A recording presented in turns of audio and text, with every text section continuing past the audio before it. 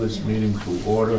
The first item on the agenda is to approve the minutes of October 17th. You all had a chance to read them?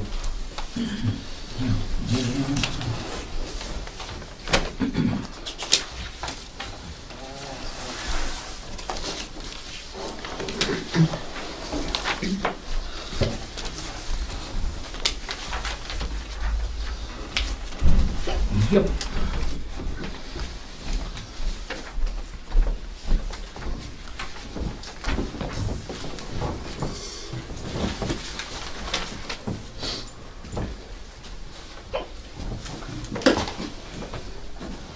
You got the hiccup? Oh, no.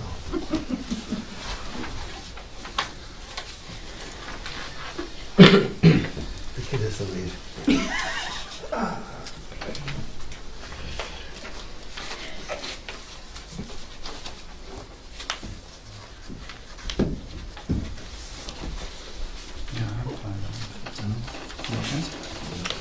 Right, wondering if there'd be a correction at the bottom. Next to last sentence says, Hydrick asks if it covers entire property and does a single deed represent the entire lot. I was wondering, instead of does, instead whether should be included there, and then instead of represent, we represents. Or is that might be necessary? What? Now, will you see the word does? It's a grammatical clarification. So it's sufficient as it is. Yeah, it's probably a better way to state it. But it's okay to wait. I think so. I think the minutes are not a binding document, Okay. but I think your point is well taken. So I can live with it too. Yeah. And I was wondering on the second page, the Vitruvis says all in favor. This was a voice vote. I was wondering if the individual name should be listed rather than the entire board. Because it's just you four guys, and Bob and I weren't part of it in the beginning. So does that matter either? No, that might. Okay, because you weren't. He wasn't originally part of it. Right. Nor was Bob for that matter. What's his problem? Okay. Well, that could be corrected.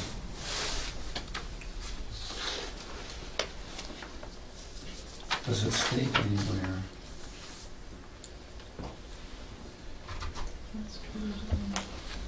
You could put those in parentheses, Yeah, there you go. after the word all in favor, parentheses. Just put the names? Yeah.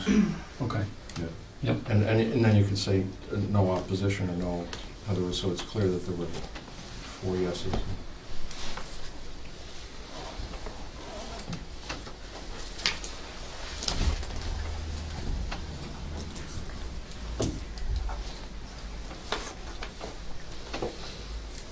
Okay.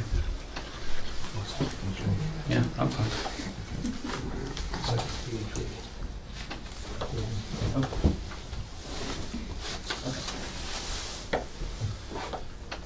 So I'll make a motion to accept the minutes as corrected. As amended. Mm-hmm. Second.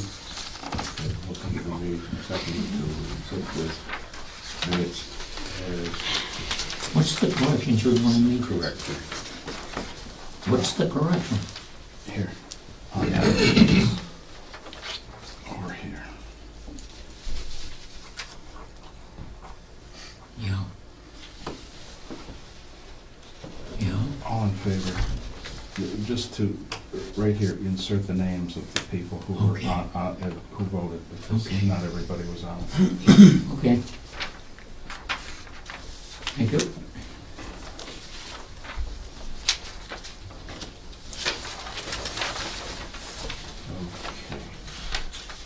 So we have a motion and a second? Okay, motion's been made and seconded. All in favor? Aye. Aye. Aye. Those opposed? Ayes have it, the motion carries.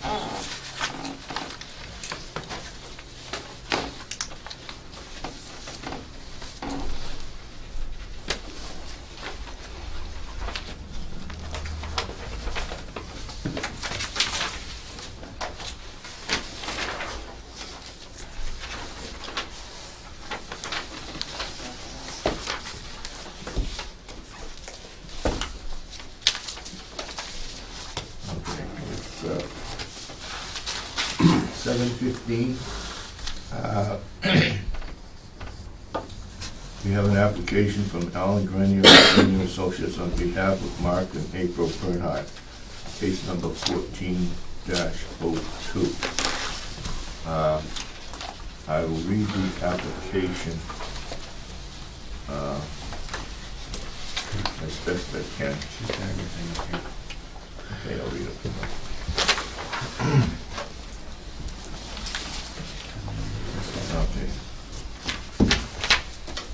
Public hearing for case number 1402 from Alan L. Grenier and Mark and April Bernhardt for a special permit at 317 and 321 Havel Street is now open.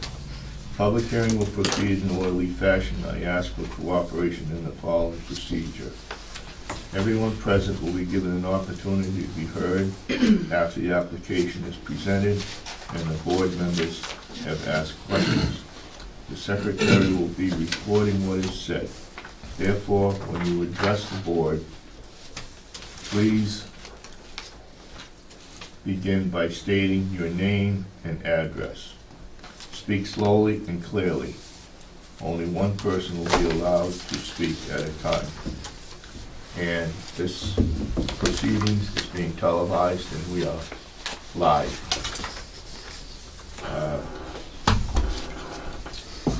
So do any members of the board have any interest in this property or issue or stand to gain or lose any financial benefit as a result of the outcome of this hearing? No. Not I. No. No? No.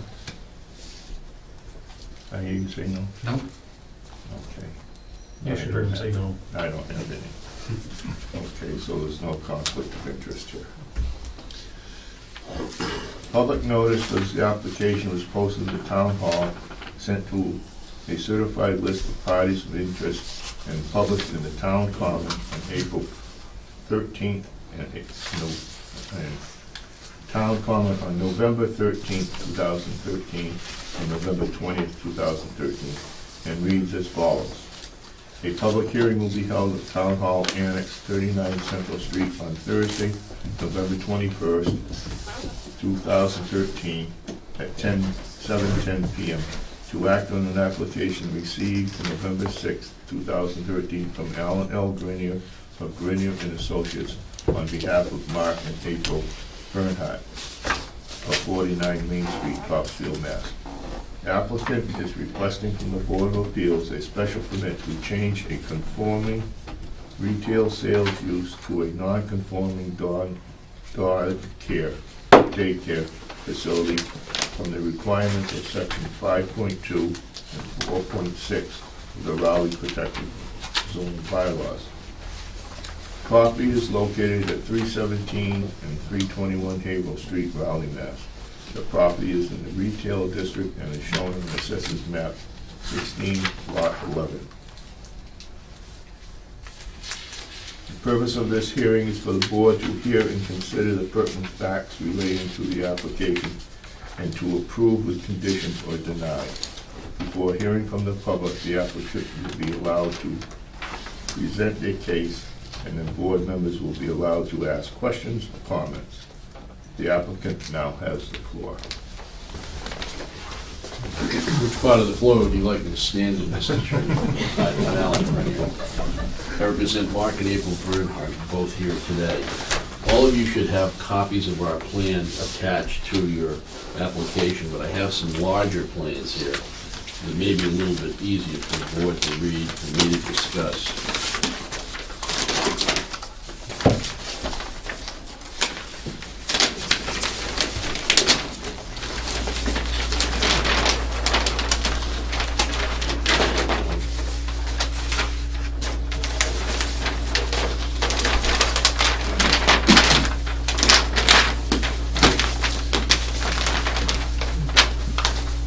Give me a second to take a look at the plan and orient yourself. I trust all of you are familiar. Let me put a big one here. All of you are familiar with the site. Presently, it's used for residential structure, there's also a retail structure located adjacent to us. There are two buildings that are located on the property. We asked for a special permit to be able to use the building which is to the right, the one that's closer to the center of town, for a dog care facility. Now, many times people appear before your board and they describe what it is they want to do, and they're from out of town or they've never done it yet. In this instance, Mark and April have been doing business in the town for about 7 years up in Weathersfield Street. Essentially what they want to do is to take that business and relocate it here to this property. They propose to reside in the dwelling which is located to your left as you face the site, with your Newburyport Bank to the rear across the street. The building on the right will be modified and it will be used for a dog care facility. Now, nothing with the exterior of the building will be changed, no footprint changes, no changes to the exterior of the building, except that we're going to put a dog yard in. Now, the yard is more clearly depicted on your small plan. The yard will be to the front of the building, and it will also be located around to the rear, as you can see right here, fencing to the rear of the home located on the property. Is this- Yes, this there's going to be a lower dog area and an upper dog area. Now, this area will be accessed only from the interior of the building. There'll be approximately 10 to 15 dogs there in the average.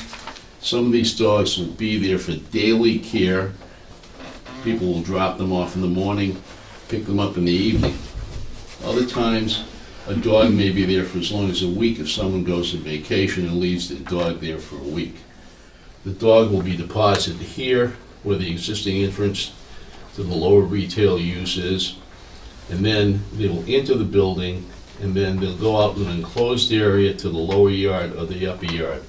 There's going to be no dogs going directly from their cars to either of these yards. They'll be controlled by the owners, who will bring the dogs in through the interior of the building. You'll see we've shown some landscaping between the fence proposed and the street side of the property adjacent to the highway.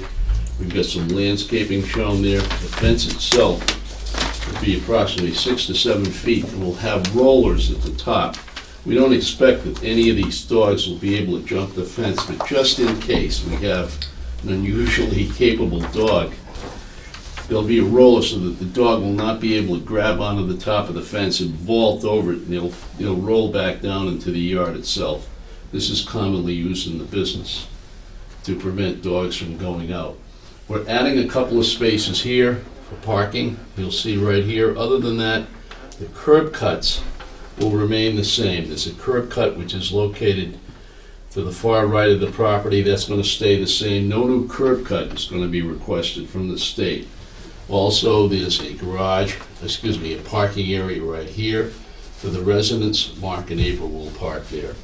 They will be the only full-time employees of the business. This is mom and pop.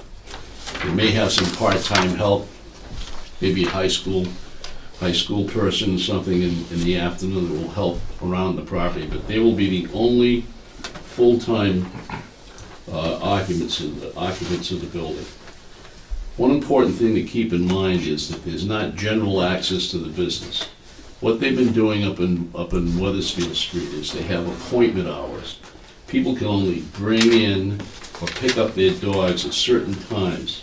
They're given an appointment so that we don't have all dogs arrive at once. Appointment times are from 7 a.m. to 9 a.m. in the morning, 12 to 1:30 in the middle of the day, and 4 to 6 in the evening.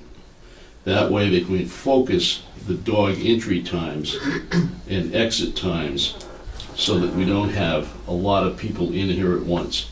You can tell from the plan there's more than adequate space for people to come in, deposit their dog, and to turn around and leave. A quick count. You don't have a traffic report, and I don't know if you ask them usually or use them, but I think it's important to note that we have a district here that allows for retail use. Property across the street has a drive-through banking facility to 10 to 12 people an hour. What we have here is we have 10 to 15 dogs in the average. We can accommodate as many as 30 dogs, although Mark tells me they rarely have that many. I wish they did. What we have here is a situation in which, at most, you have the 10 to 15 dogs coming and going from the property. One vehicle trip coming in the morning, one vehicle trip going out in the evening, or perhaps someone bringing their dog overnight, which will be bring them in the evening, pick them up the next day, or several days later. That's the only traffic we're going to generate. There'll be no one else coming onto the property. There'll be no veterinary services performed here. There'll be no dog grooming of any kind. So you're not going to have people bringing dogs in and out to be groomed on a frequent basis. There's only going to be dog boarding. No grooming, no veterinary services, just dog boarding. So you can see that the traffic is much less than a typical retail establishment. Now, they've been up in Weathersfield Street for 7 years. They've never had a traffic-related issue arise on Weathersfield Street. And the driveway there, I don't know if you people are familiar with the Weathersfield Street location, it's certainly not as open and visible as this particular driveway is. And they've had no traffic-related incident up there. At times, Mark and April have used their facility in Weathersfield Street as a town pound. If any dogs in Raleigh need to be contained for a particular period of time, they've opened their facility for that purpose. And they've had a few instances where Ipswich has boarded dogs there that are vagrant or what have, however you describe a dog that's loose. Let's look at the neighborhood. We're in a commercial neighborhood. There's a used car lot located at the corner. There's a bank which is going to be located right across the street. Just down the street, there's a driveway to a shopping center, and beyond that, you have, I believe it's an elderly facility, a multifamily facility beyond that. This is consistent with the area. It's not going to be a detriment to the neighborhood. Mark and Abel have done business in town all this time. You've had a chance to see them. They've been in and among the community, and I believe a lot of people here this evening are going to speak to it. So I'll cut my presentation short. If you have any questions, Mark and April are here to answer them, and I'll try to answer them as well. Thank you. Okay,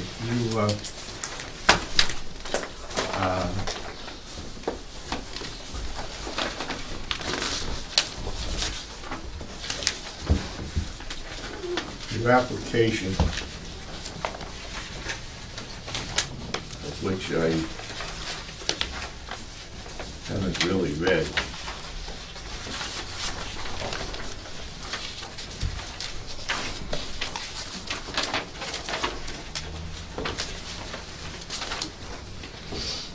It refers to section of the bylaw that you're coming to us under.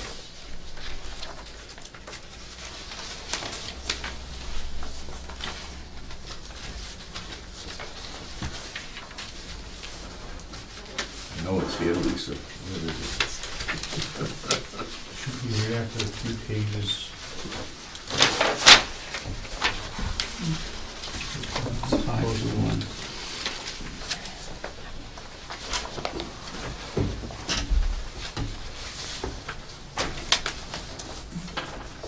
Okay. This is the application. And the applicant is Alan L. Grenier for Mark and April Bernhardt, 49 Main Street, Topsfield, Mass. The owner of the property is Donna Porter, trustee of Consign and Design Realty Trust.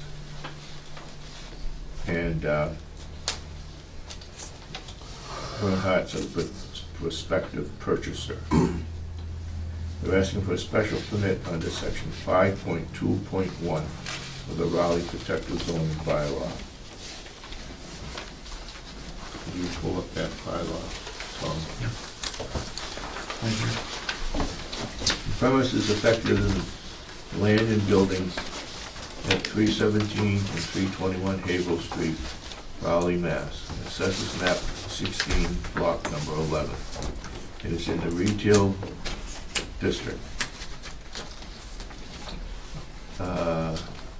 And the deed is recorded Essex South Registry of Deed at book 21457, page 472. And to their knowledge, there's no variance or special permit other than zoning relief on that property.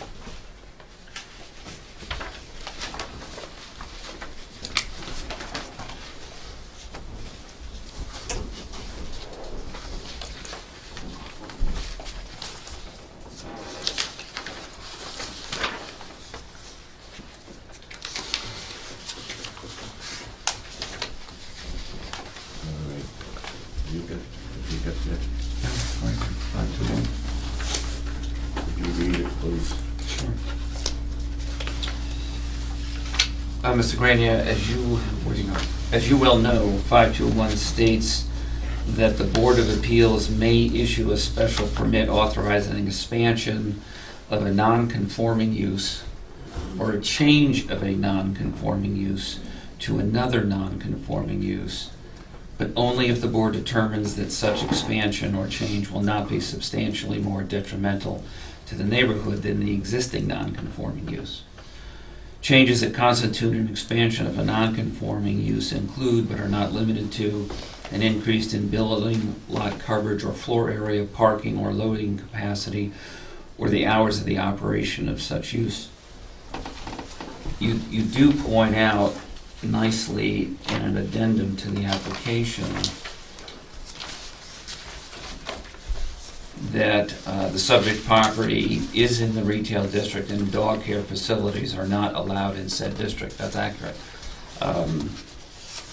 And you state on behalf of the applicant that the change in the use to a commercial dog care facility would not be more detrimental to the neighborhood under the provisions of sections 521 of the Raleigh zoning bylaws. Well, that's certainly one element that we're here to try to determine whether or not it is in fact potentially more detrimental.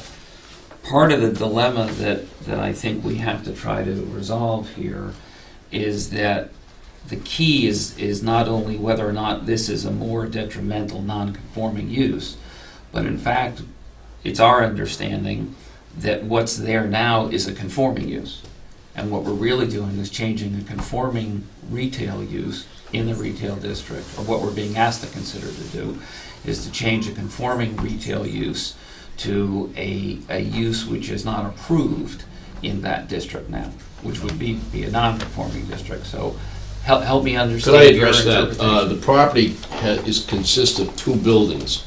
It's the residential that's non-conforming. You have a non-conforming property in that you have a retail district that has a residence, a non-conforming residence, and a conforming business. According to 5.2, it says a change of a non-conforming use. What we propose to do is to change it. We're still going to remain non-conforming.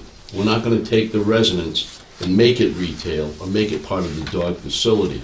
They'll continue to reside there. So this will, before and after, if a special permit is granted, we'll still have a non-conforming use there, but it'll change. It'll change from what's there now, which is a non-conforming residence with a conforming retail. There are two retail businesses, as I understand there. And it will remain with a non-conforming residence and a non-conforming dog facility. Now, the industrial district allows for dog facilities, your retail district does not. So we would not be conforming with the retail district. So you'd have a property which is part non-conforming now to be entirely non-conforming. So that's a change. We're going from something that's partly conforming and partly non-conforming to a property which is now going to be completely non-conforming. The home is not allowed there by zoning. The dog facility is not allowed. So we'll have a complete non-conforming use. And that's what constitutes the change. Are there two distinct lots here, or is No, there one there's lot? one property. It's been essentially one property since the road was widened back in 1929. The current road configuration is there by virtue of a taking by the county commissioners, excuse me, back in 1929, and it's shown as two residences at that point. Somewhere along the line, The right-hand building became used for retail. We don't know exactly when, the records are unclear. But that's been a residential property during all successive zoning changes, including the current one, which is for a business district. So that's the we're a mongrel status, to put it in plain English. It's a hybrid. It's not something that's straight one way, straight the other. The other uses in the neighborhood, for instance, you've got a restaurant, which I believe is allowed, you've got a car facility, you got a bank, I'm not quite certain of the zoning status of the bank, you got a bank directly across the street, which used to be a restaurant. It was formerly, yes. it was Right. changed, right? Okay, so we're hybrid type use, and we're non-conforming in that regard, and we're asking the board to allow us to go from one non-conforming situation to another one, which is gonna be more non-conforming than the first one. Right now, you do have conforming retail. If the board grants the permit, you're not gonna have anything conforming on that lot. It's all gonna be non-conforming. If someday somebody wants to buy it and put a bank there, or whatever, or a retail operation, then you'll be completely conforming. But we've given reasons to indicate that our service-related business, in several respects, is better for that area than a retail business, which would have a much higher traffic input. Not all retail would have a higher traffic input, but the retail facilities that are there, your restaurant and your bank, have a much higher traffic generation than we would have. Because we're only gonna have X number of dogs, and we're gonna be there by appointment. Okay. So you're asking us to change the current use, which is conforming, to a non-conforming use. Part of the present use is conforming. Part of it is not conforming, and that non-conformity will be the residents, and they will live there. But that's gonna remain the same. I'm aware of that. I'm talking about the building that's gonna house the dogs, Right, okay? That building is retail. right, That is a conforming. that's correct. And you're asking us to change a conforming use to a non-conforming. That's correct. Which we can't do. It's authorized by section 5.2.1. It said you may issue a special permit authorizing, among other things, a change of a non-conforming use to another non-conforming use, and that's what you're doing here, because the lot is non-conforming. The lot taken as a whole is non-conforming. So you're gonna change it from one non-conforming use to another non-conforming use. If you look in 522, further under here. and Yes. And you look further down in section E, you see that? It might be on the next page, do you not have that? Right. The non-conforming use has been changed to a conforming use. It may not thereafter be changed to a non-conforming use. True, but the entire, you have to look at the entire lot. You can't look at one building and then disregard that, look at the other building. What you have here is a situation, if the whole property went retail, it could not then go back to being a home. That's what we're referring to. It's the home that's non-conforming. That's true. But what we, as Chairman Thurston did point out, is that, and you agree here evidently, I mean, we've got an odd situation with a lot where we've got a conforming, and again, I'm gonna make sure we actually have one lot here as opposed to two. If there are two distinct deeded lots here, then we're not, no matter how they're Right. operated. It's one deed, It's a there's one question. assessor's lot. All the records we've researched, there's one assessor's lot, that's what we submitted. There's one deed, it's been the same in the deed. I'd like to point out section B, 5.2B. Okay, it says a non-conforming use may not be changed to the following. So, the bylaw contemplates changes from one non-conforming use to another, but Raleigh has an exception. We can't have a filling station, sale, rental, etc., of repair of motor vehicles. So the bylaw contemplates changing from one non-conforming use to another by stating, in a negative sense, but you can't do it for filling station or car-related use. But you can do it for other purposes. So what we're doing here is we're asking you to put a dog facility in there, dog care facility, and a residence, which would be non-conforming. Now, if we change the residence to a dog care facility and they move somewhere else, and then decided they wanted to move back in again, we couldn't do that. I think that's what Section E is referring to. Once you stop, you can't go back and start again. Yeah, well, right, I think Right. that's an instance where that would apply, certainly. It's designed also, as you might imagine, to prevent circumstances where uses become more non-conforming uses. The thrust of this section of the bylaw was to create a strategy for the town to eliminate over time non-conforming uses. So essentially, in each district, you ended up with conforming uses as opposed to a whole jumble of non-conforming uses over time. But I suppose it's going to come down to our interpretation of that law. Okay, all right. What are your thoughts? What is allowed in the retail district? The retail district allows, the following principal uses are permitted in the retail district, provided a site plan is approved by the planning board. And except for those uses, it also requires special permit. What is allowed therefore are A, small and medium retail establishments, but excluding sales of motor vehicles, and provided further that the square footage of all outdoor retail display areas utilized by such an establishment shall not exceed the lesser of 10% of the square footage of the indoor retail space utilized by the establishment, or 5,000 square feet. B, consumer service establishments are allowed, but excluding filling stations and establishments for the service, storage, and repair of motor vehicles. C, professional and business offices and services. D, medical and dentistry clinics. E, bank and credit unions without drive-through facilities. F, historical, philanthropic, or charitable associations. And lastly, restaurants, other than formula fast food restaurants.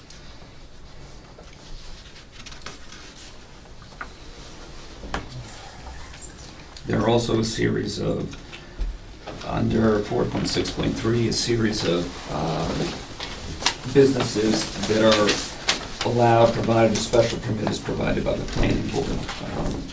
It includes a number of types of businesses, including the aforementioned, but does not include specifically veterinary care or adult, or veterinary care or kennel services. Those are, however, veterinary hospitals and kennels are available and eligible to be placed in the business light industry unit.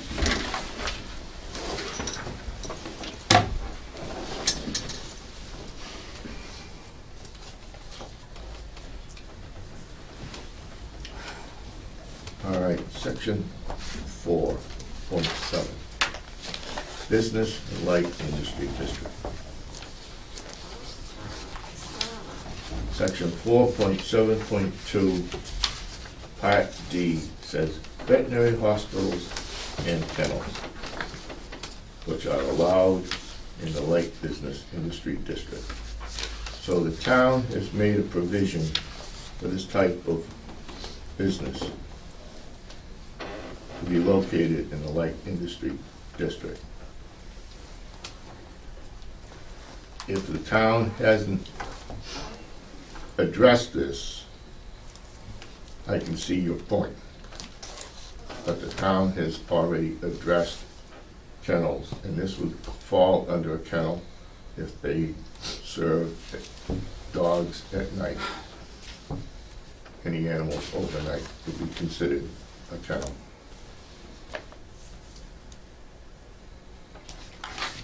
And that's my interpretation of what we have here.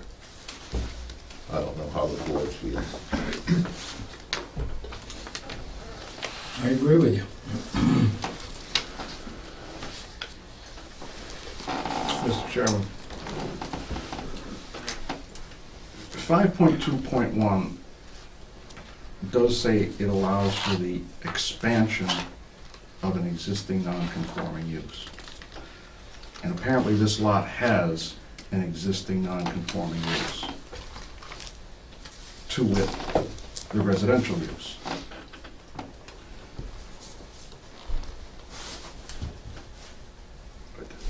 My problem is in trying to figure out 5.2.1, which is really only a couple of sentences and includes a number of ideas. It also talks about a change from a non-conforming use to another non-conforming use. To me, the problem is you've got two buildings here. The non-conforming use is the residential, which is going to stay residential. So that's not a change. It's the retail, which is conforming, that they're seeking to change to a non-conforming. You can change, under 521, you can change a non-conforming to another non-conforming, or you can expand a non-conforming. But here, it would seem that the existing non-conforming is not what's being expanded. What they're asking to do is to change a conforming to a non-conforming, and that I don't think is contemplated in 521, but it takes some reading. I mean, you've got to, you can expand a non-conforming use, but what they're expanding here is not the non-conforming use. And the change is not non-conforming to non-conforming, it's conforming to non-conforming.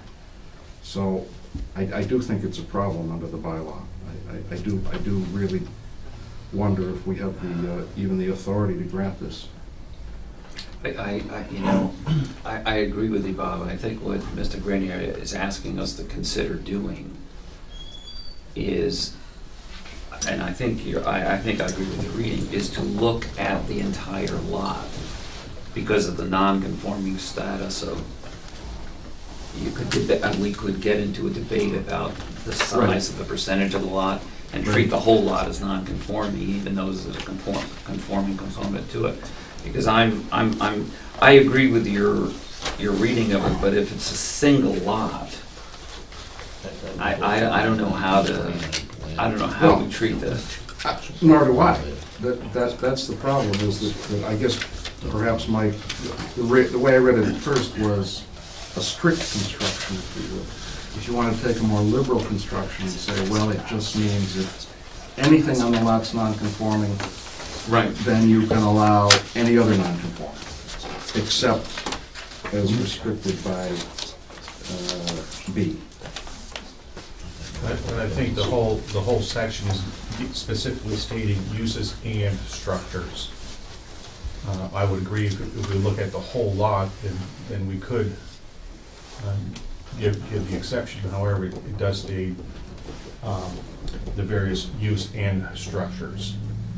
Structures being in the plural, so even though a whole lot may have numerous structures, if it's just one structure, the whole lot is already in non-conformity, then we can issue that. But it comes down to the structures on the property, and going from one that's already in conformity to non-conformity. That brings us to the question whether we can approve that or not, which would be violation of 5.2.1. Well, whatever we do has to address that dilemma, and I guess we have to make an interpretation. Mr. Chairman, in years past,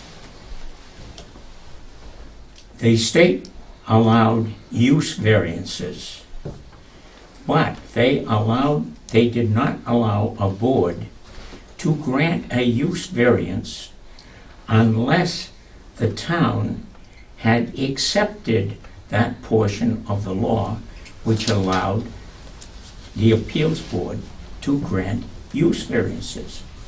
Now, the town of Raleigh has never granted this board that power.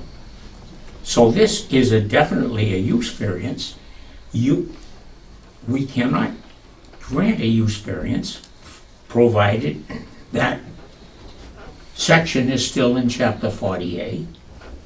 I don't have 40A with me. And that would be a change from one district use to another district use. And we don't have the power to do that. Well, Nate, what he's saying is that they have a prior existing non-conforming use on the lot. It's already there. And that's what shoehorns you into an expansion or a change. If they didn't have a prior existing non-conforming use, There'd be no point in that yeah, application. there'd be nothing. But if you have a prior existing non-conforming use, apparently that can be expanded or changed under 5.2.1 without a variance.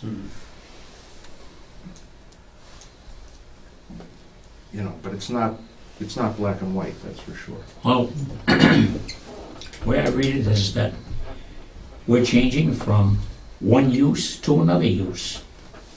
We've established bylaw that says that this is a retail district, and the request is that we take something out that's allowed in the light industry district and say that it's all right in the retail.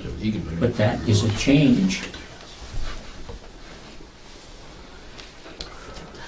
And we don't have the power to make a use variance. The heart of the matter is how we interpret this, is it, if we refer to it as the whole lot, we can make this change, but if it's a specific structure, as to me, it seems to indicate here for that specific building, we can't. What you're asking, what you're saying is that we have a retail district, Right.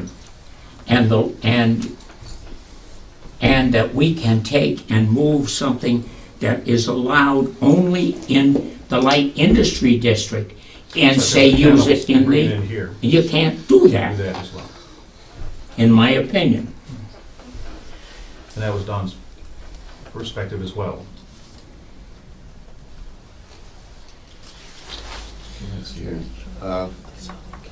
We need to, one thing we need to check is to whether that law is still in chapter 40A or not, like it was years back. I agree, it's in 48. We can't grant a use variance. Right. I don't think there's any issue about that. And this is a use variance. This is taking something out of the light industry area and sticking it into the retail area. Well, the only, my only issue is if 5.2.1 says you can expand a prior existing non-conforming use, expand, and they have a prior existing non-conforming use, then what do we make of that language? I think that it's I two would- different I would- uses. I would say the non-conforming use is the residence, Right. and they can expand the residence. They could expand the residence into that other building. That's what they can expand to. Well, that's certainly That's, pretty straightforward. Yeah. okay, I hear a lot of mumbling out there, and I'm sure you all have some questions, so State your name state your name and address. and address, and let's hear what you got Would to you like to say. hear from Mark and April first? Yes. My name is Mark Bernhardt, 277 Weathersfield Street, Raleigh, Mass.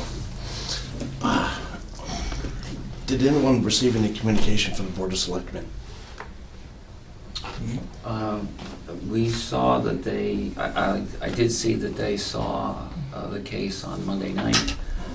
They know they had some comments, but I don't think we received, did you? No, we haven't received anything in writing. So no one looked at the videos on YouTube? Well, No. I did observe it, but I'm open to hearing your comments. No, about it. yes, definitely. Oh, yeah, did anyone receive a letter of recommendation from the selectmen? No, No. we haven't received anything from the Okay, select. because from what I understand, they are sending up their letter of recommendation to your board, Okay. okay? And the only problem that they had with the issue was the removal of the dog stuff. You know, because Their of the stream. Yeah. That was their only concern. As a matter of fact, they saw it as being a benefit to that area, considering the volume of traffic that flows through there, versus having a retail there. So,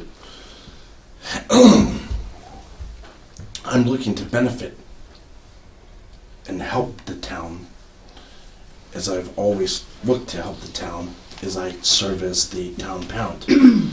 And I've taken dogs in for like medical, and I don't like talking about what I do, but I will at this point in time. I take dogs in for medical emergencies. Someone has a heart attack or something happens at home and they end up in a hospital. The police department notifies Reed. Reed picks up the dog, brings the dog to us, okay? I do not charge people in medical emergency situations. So if you had a heart attack, you were in a hospital for a week, you get out, the last thing you're going to want to see, or at least I would want to see, is a bill for $160 to retrieve my dog. And what's one of the most important members in your family is your dog. So,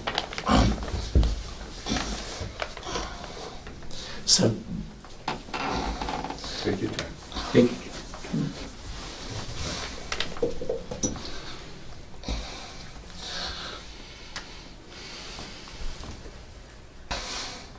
I've spent a year looking for a place to relocate in this town, not to leave this town for where my mother is buried. I've always called this town my home.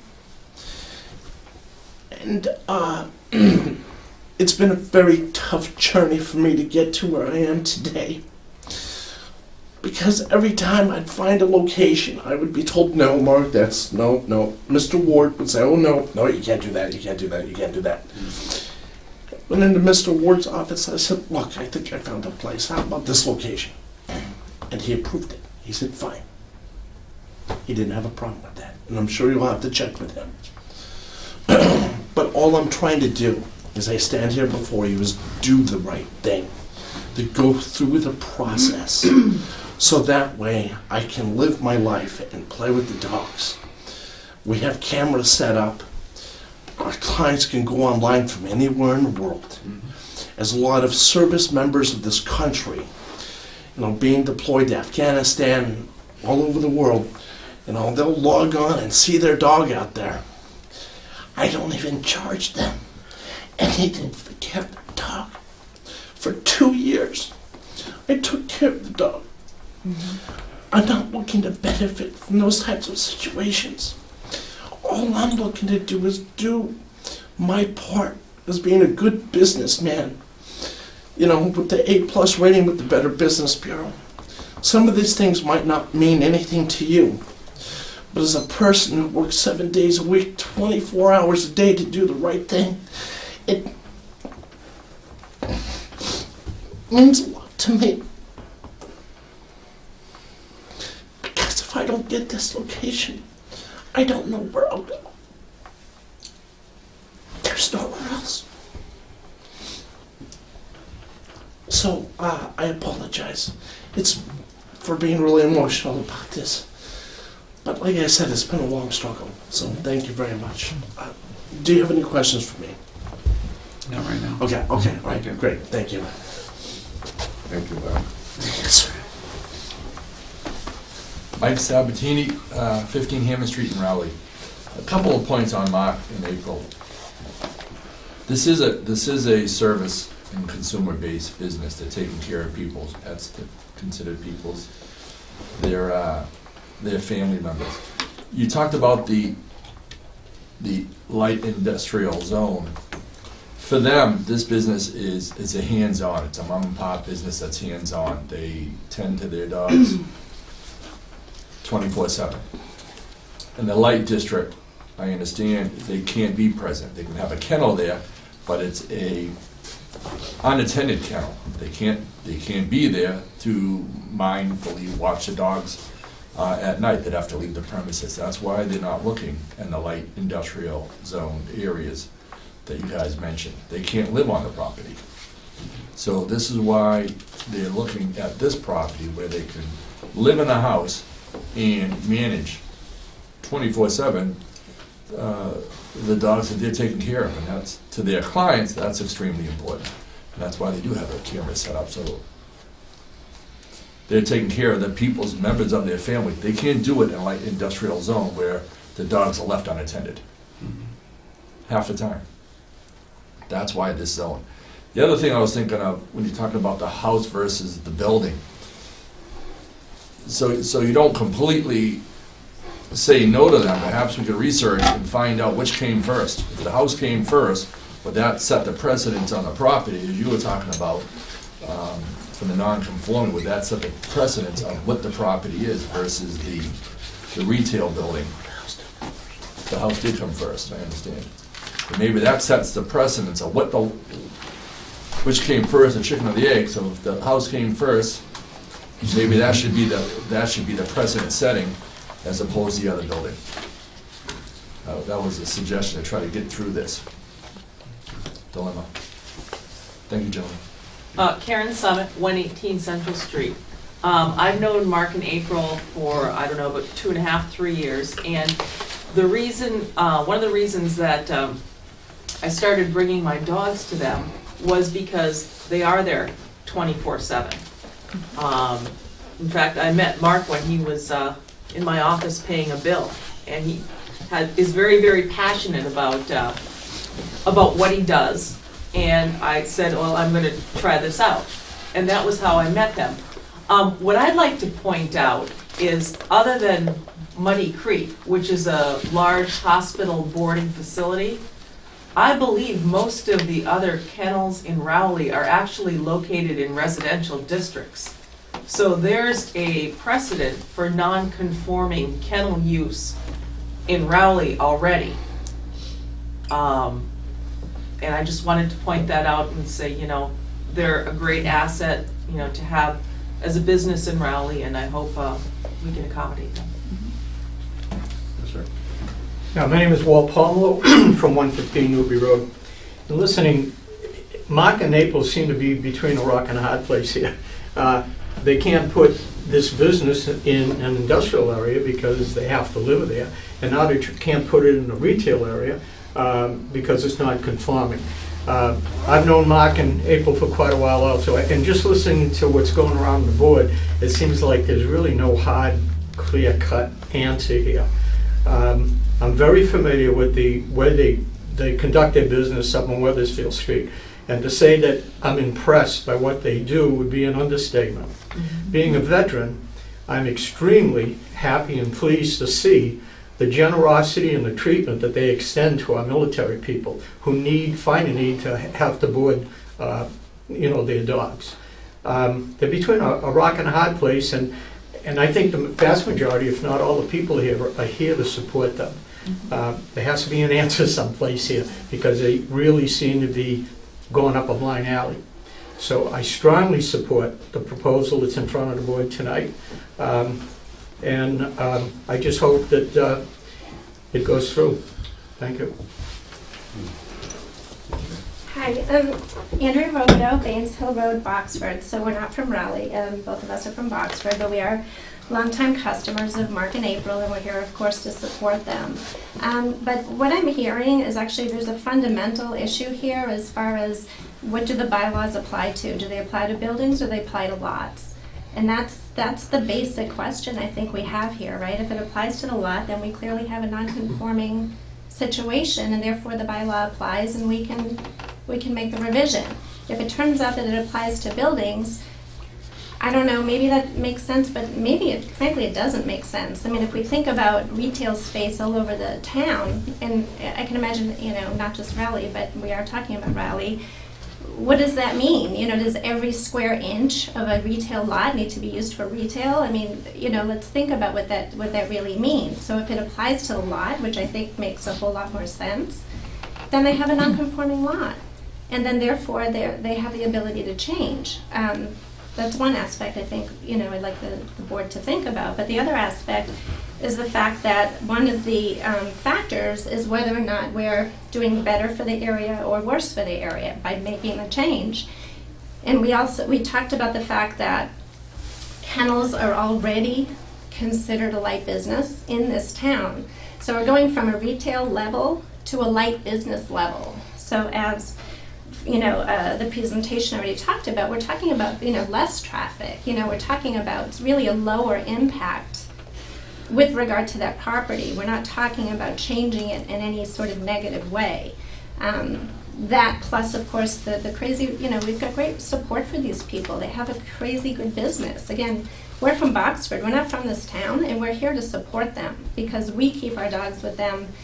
I can't tell you how important our dogs are to us. I mean, I think a lot of us understand that, but, for some people it's more than others. And these are the folks, these are family. They take care of our family members. And their business, I can tell you, no kidding, when it was mentioned that the driveway that they have on Weathersfield, sorry guys, I love you dearly, but that driveway is a nightmare. I mean, it's terrible. There's no way you could have traffic going in and out of this place. You absolutely could not. And we drop off our dogs and pick them up all the time, and guess what? It's never a problem.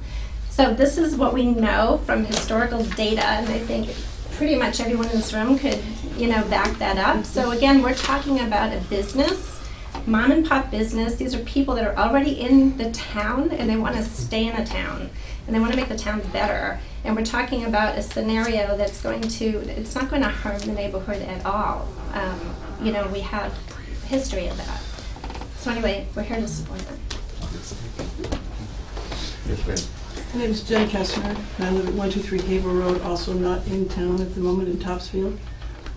First of all, I was at the Board of Selectmen's meeting on Monday night, and a little surprised that their unanimous vote in support of this never got to you folks. I don't know what happened, but that was part of the Monday night meeting, was to go over this.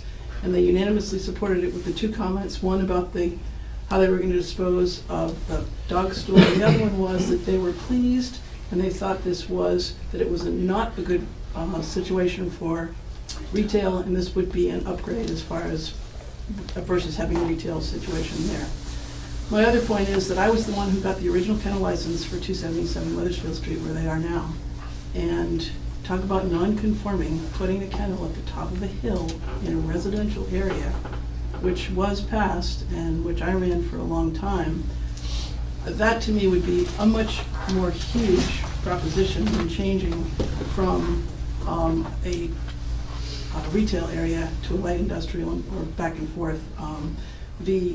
I think from a holistic point of view for the town to move this kennel from a residential area to an area that's got retail or whatever you're going to consider it to be, that's a big move for the town. That's a huge move for the town versus having a kennel in the middle of a residential area.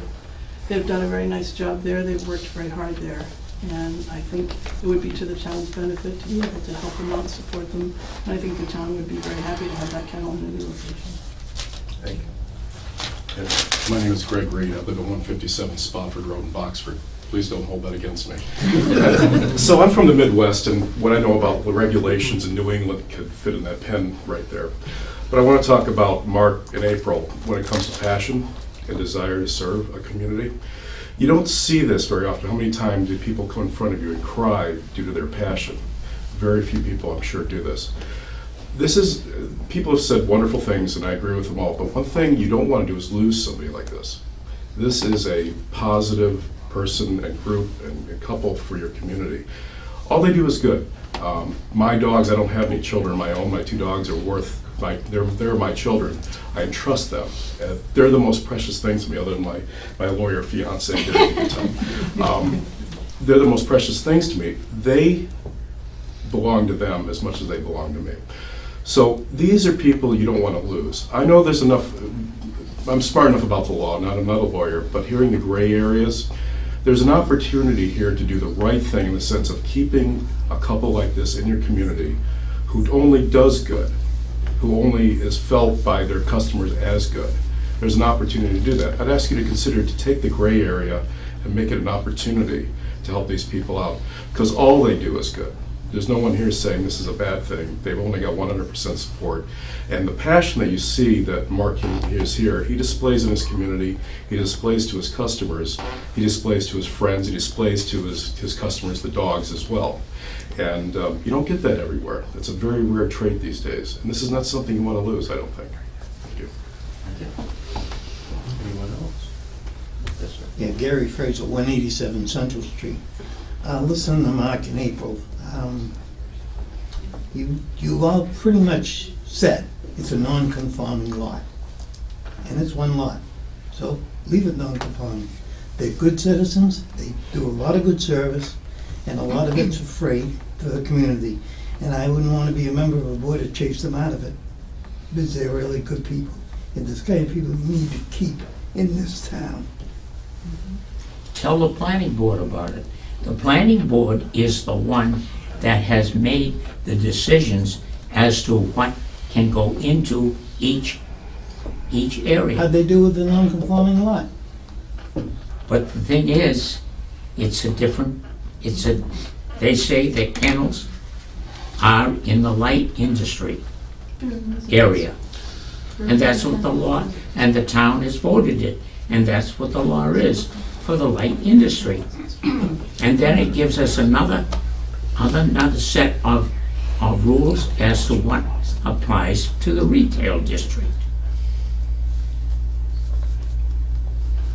And this is something that the planning board did, and the planning board has made these rules as to where they are, and the town has agreed. Okay, but I'm just bringing up what Bob said. Yeah, I know. That it's a I know what you non-conforming lot. said, and that's what we face all the time, is the things that, hey, I know about dogs. I've had them, and I've had to chase around in town years back to get a place to put a dog for a night or a day. Mhm. And I know the problem, but we're faced with what the law says that we can do. And that's a change In of today's district. economy, I What we think are a little faced with compassion would be good. is we have a split use, piece of property, split use, and they're all over town. I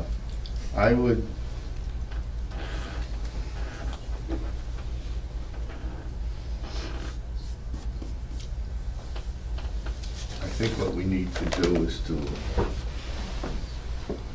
see if we can get a clarification from town council on this. Or invite Mr. Grenier to, if he thinks he can, both, certainly, not one or the other, but, or if Mr. Grenier wants to submit an argument on interpretation of 521, if he has some case law or positions about how to read it. This lady up here that made the comment, she said that we have a non-conforming house.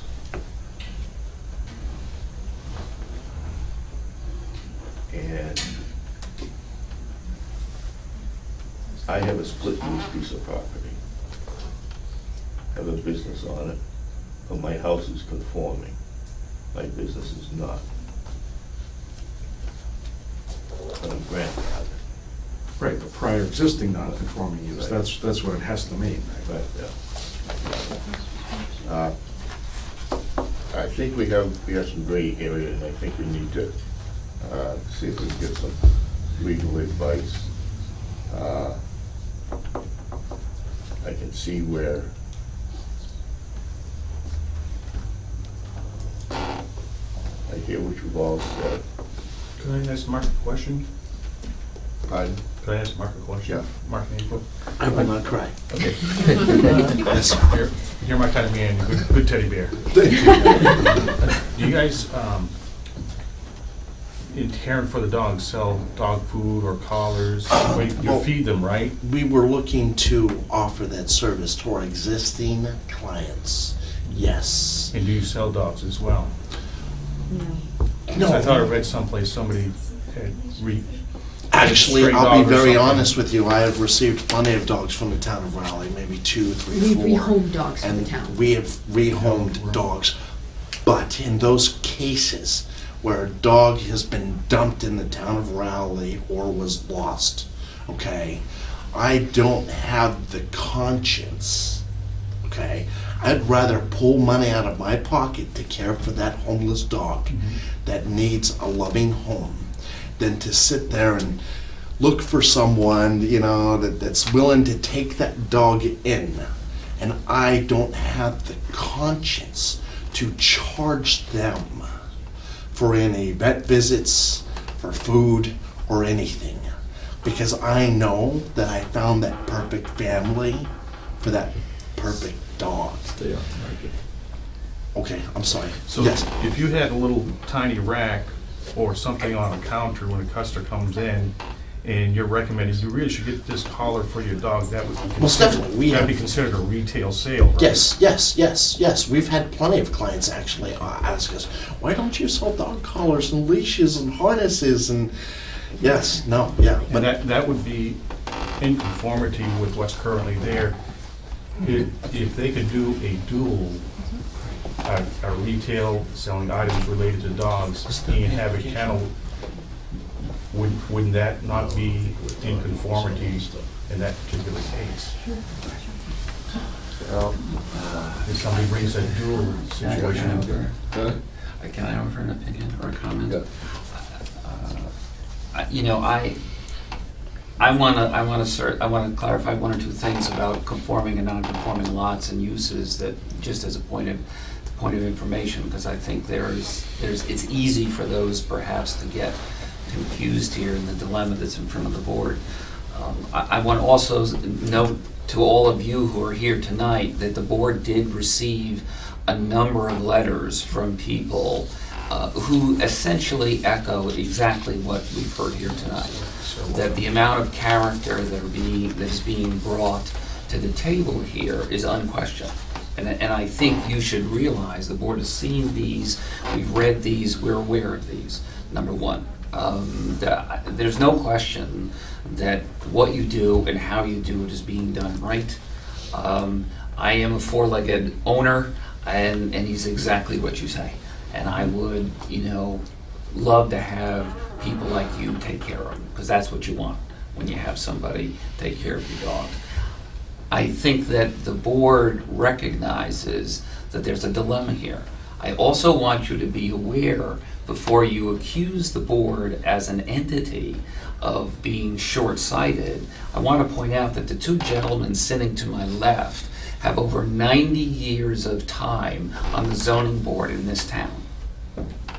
They are very, very familiar with all kinds of variations and all kinds of circumstances which require unique review.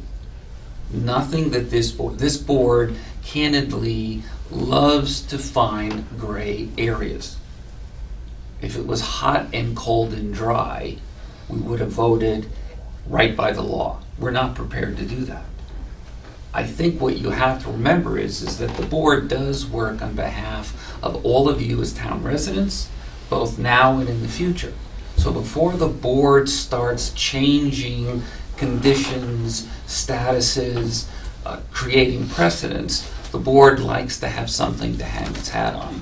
The chairman's request to have town council offer an opinion allows us to be able to see what town council says.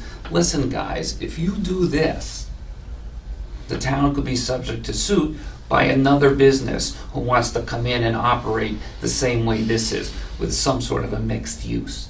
If you want to do that, you have the discretionary ability to do that, but there's exposure to the town. The Board of Appeals is here to make the judgment as to whether or not we should do that. There's no question that you're the kind of people that would be deserving of that kind of decision. What I think the board needs to try to figure out, and I don't think we can do it tonight because we need some more information, is, where we can go. Because if we're going to step on some ice in making a decision, and we're not afraid to do that, we just need to know the nature of the consequences of falling through. That's all. So please don't think we're here to go, sorry, 5221 doesn't work. You Done. need solid ammunition to make your case. What it amounts to. We have a legal case. Right. A lot of the people who responded, frankly, the majority were like our Boxford friends, out of town. People who either lived here and moved away but had experience with you. And I pointed out to them in their testimony to your character was substantial. That unfortunately the board is constrained by the planning board's regulations, by the Department of Health board. I love what you're doing to the site. I think it's going to improve the appearance of the site.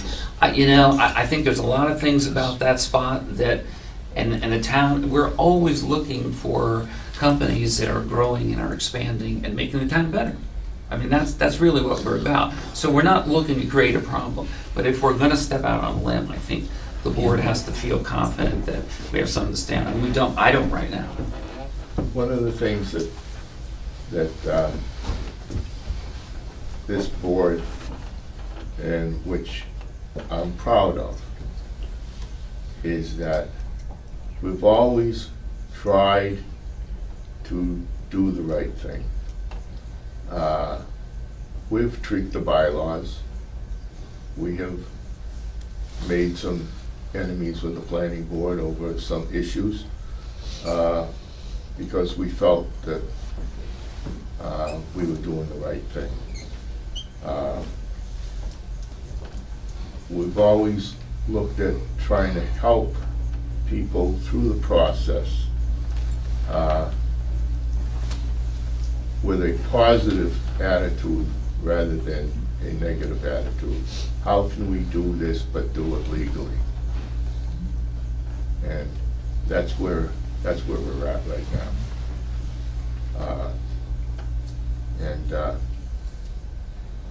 I think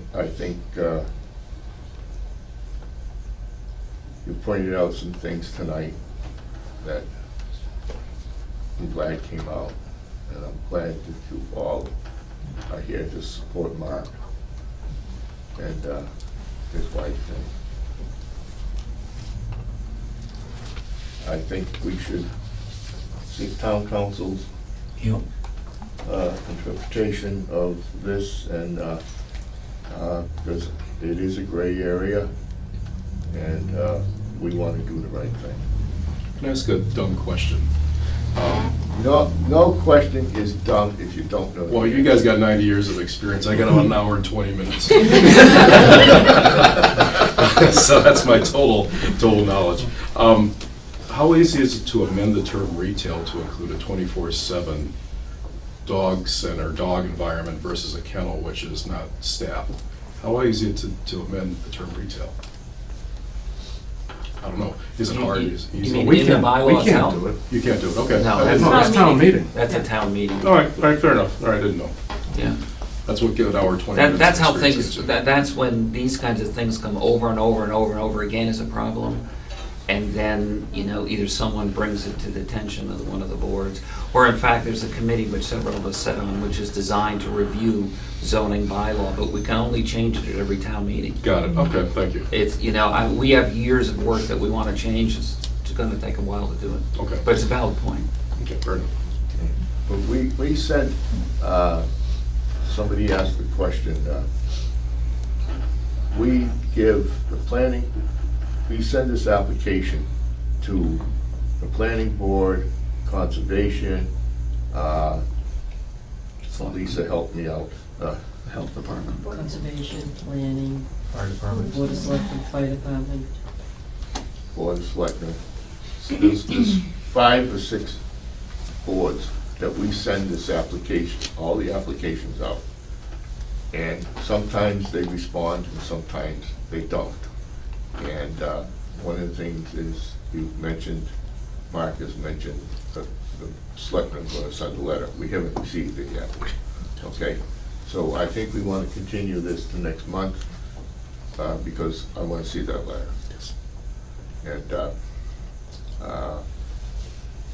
And I think the next month we'll be able to make a final decision. I think we also want to request that we send a request to Judy Pickett, Town Council, for clarification Yeah. on our interpretation of this. Okay. Okay? You making that a motion? Yeah, I'll make a motion. Okay. We'll hear it. Seconded. Okay. A motion on the floor. All those in favor? Aye? Aye. Aye. Okay. Yes, Mark. Yes. You may wonder why I want to live with the dogs or be on the premises 24/7. And that is in case that there is a fire. Someone is there, either it be at 1 in the morning or 4 in the morning, and the dogs need to get out of the house. Someone is there to get them out. I understand that the alarm will go off as it did at my house, because I have my cat tower right next to the sensor and I didn't realize it. 2 in the morning, I wake up, all of a sudden I see flashlights. I'm up in the ceiling, I'm going, what's going on? And it was the Raleigh police, because the cats had tripped one of the motion detectors because of the cat tower. But I was right there to open the door and, greet the police. But that is my biggest concern. To have an animal in the warehouse is just, and not be there. Anything can happen. That's why I've decided, my wife and I have decided to dedicate our lives to being with the dogs.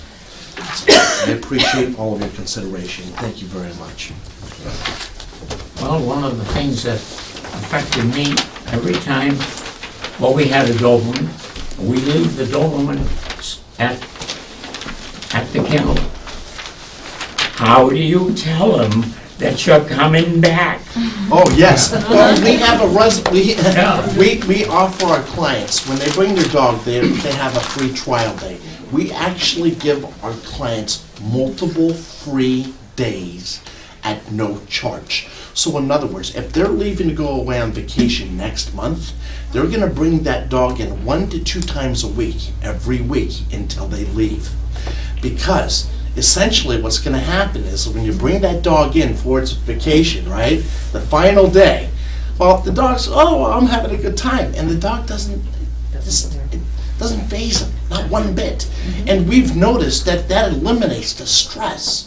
Because doing a little 8-day trial period, and then your dog's all set, and then 2 weeks later it comes back, and it's back it's like, what's going on? Because the animals sense everything that you're feeling, the packing and everything else. Mm-hmm. And also, I don't know if this is a conflict of interest or not, and I'm not looking to stir one up. But I am looking. Don't talk about it.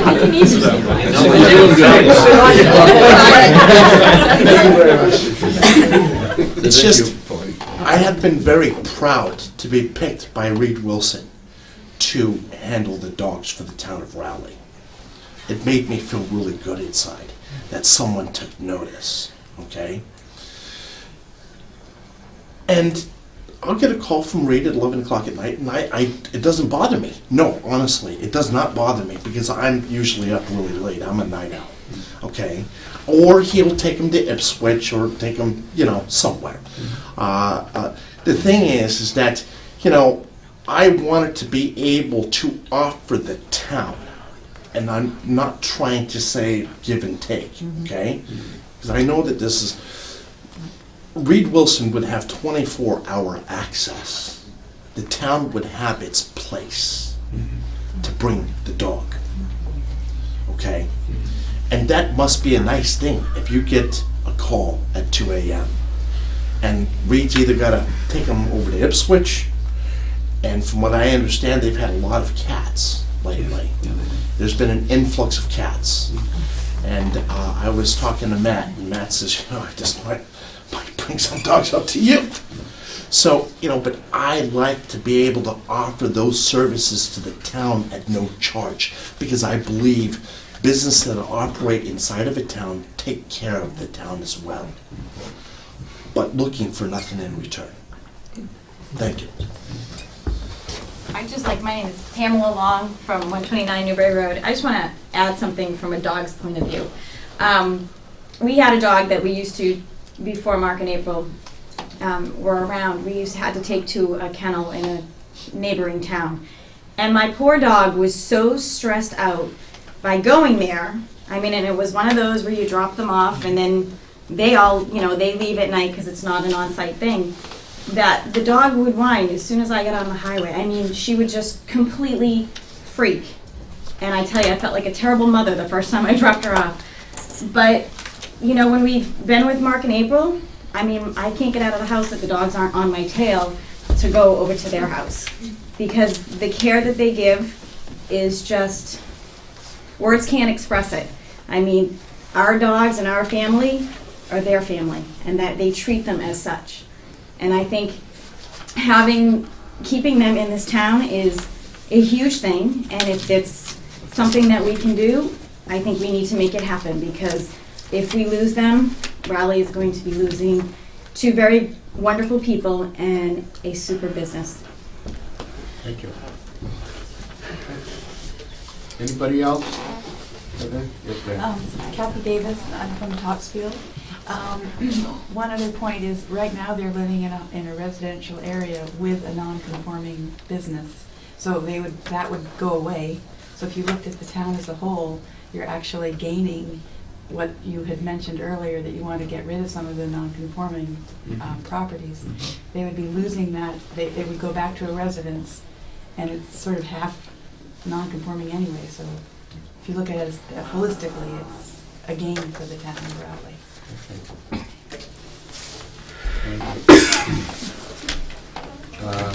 So, did we move to have a hearing? No. Yes. I don't know if we did. No, that was only on, On motion. only checking town council. Right. Well, I move that we continue the hearing to the December. Yeah, and when is that, in relation to 13th. Christmas? That's the 17th. December 19th. 19? 19th, is that the date? 19th. Is it the 19th? 19th. Okay. Week before. Is it the 19th? Is Christmas on what, Wednesday? Yes. Okay. Which calendar are we looking at? One's 13. 21st. And That's 14. You gotta use the further right calendar. calendar. That's 2013. That's not right on 14 yet. 14 on this side. Yeah. Okay. Have a second. You don't see that far? Don, I second the motion. Or, Just looking for the date. I second the motion. okay, motion's been made and seconded to continue this to our December meeting, which is December 19. 19th? Thank you. They can just accept it. 19th. Okay. Motion's been made and seconded, right? Yes. Okay, all those in favor? Aye. Thank you all for coming. No. Thank you, John. Thank you.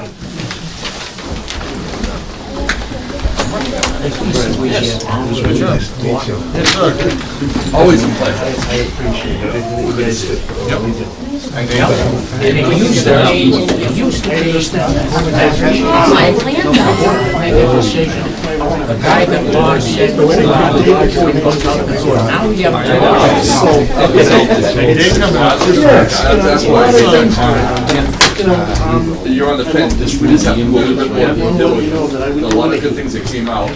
Give you guys the bullets to make the right decision. Where I am right now. They give you the ammunition. Yeah. Thank you. Yes. You have a good night and a good Thanksgiving.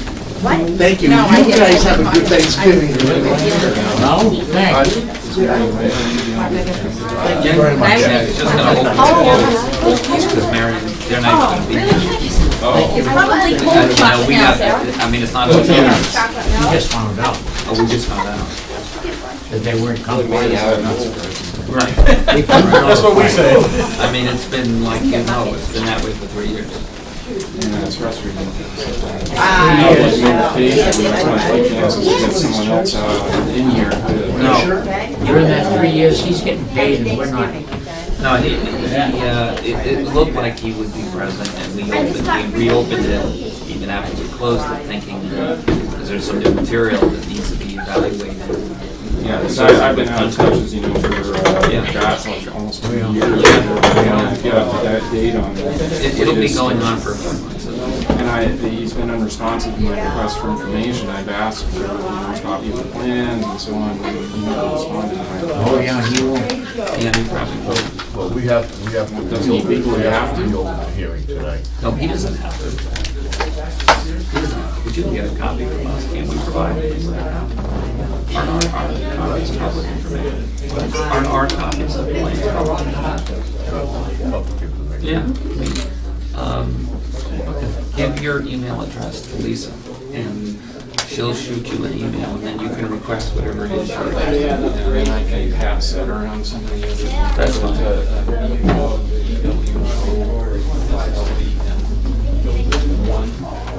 Do any of you know a Mr. Geyser?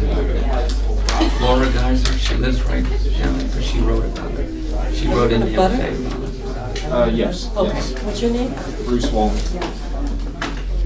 Yeah, You were here early on. I used to come here a lot when like Katrina was still on the staff. Oh, okay. and so on. Okay. Yeah, I haven't It's basically been stagnant for 50 days. And it's mostly they're not interested, frankly. I don't know that they're going to drop it, but we're trying to. Well, you would have thought, but it's hard to tell. I mean, you know, we really just want to pass the case out. And we had thought we had gotten to the point where we could do that.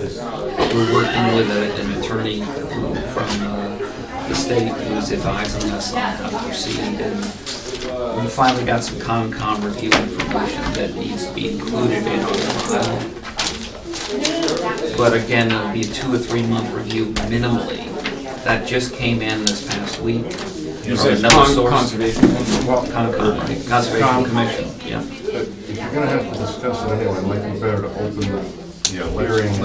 Yeah, I mean, we're just gonna open it. I don't know that we're gonna discuss much of anything.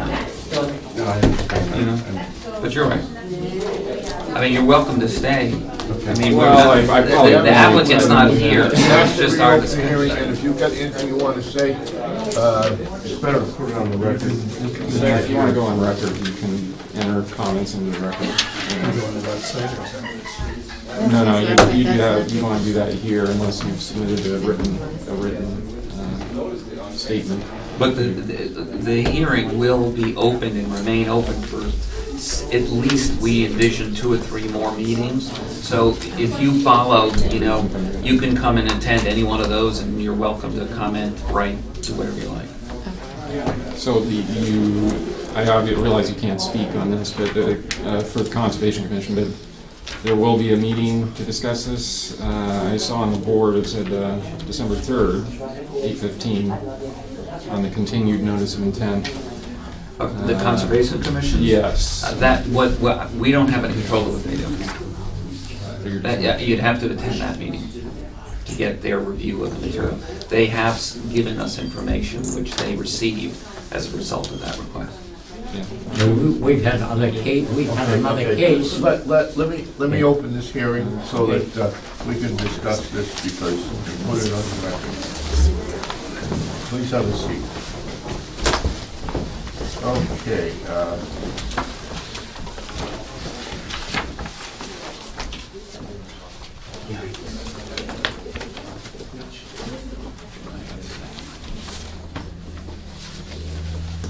You have to take a look for that.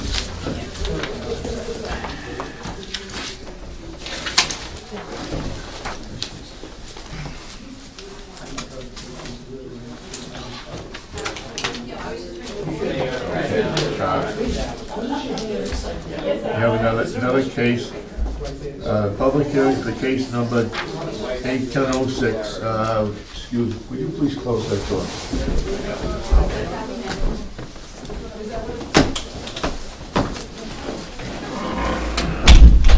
Thank you. Now I can hear what's going on. Public hearing for case number 81006 from the Public and Remodeling Corporation of America for a comprehensive permit is now reopened. Public hearing will proceed in an orderly fashion, and I ask your cooperation in the following procedure. Everyone present will be given an opportunity to be heard after the application is presented and the board members have asked questions. The secretary will be recording what is said. Therefore, when you address the board, begin by stating your name and address and speak slowly and clearly. Only one person will be allowed to speak at a time.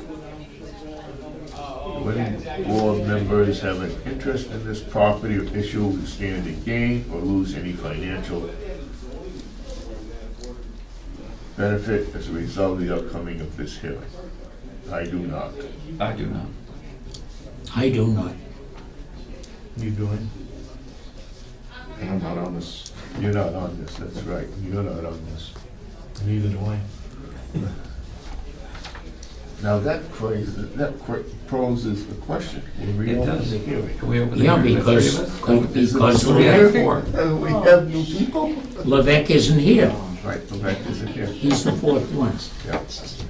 But it's a five-member board and there's three of us here and that Right. doesn't require it doesn't require a four-member.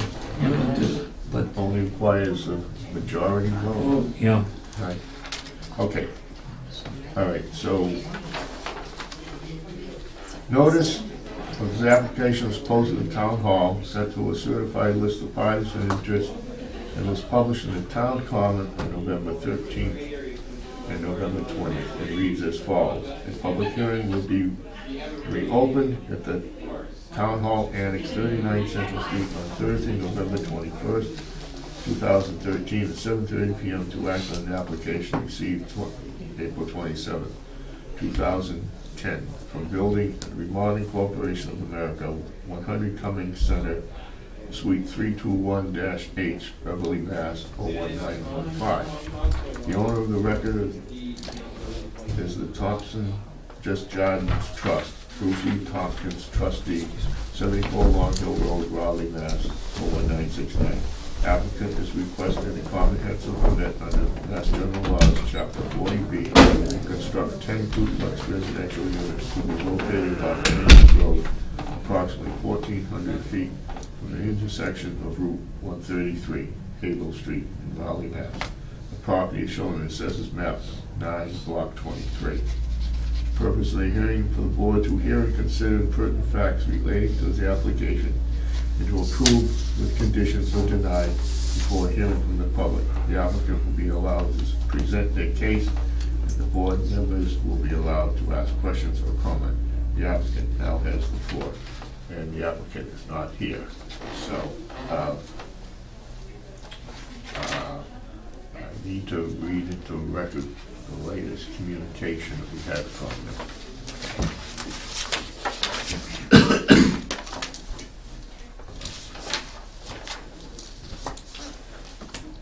How in the world do you keep track of all this paper? I can't. Well, I give you everything that I have, but I like getting it for you. Hmm.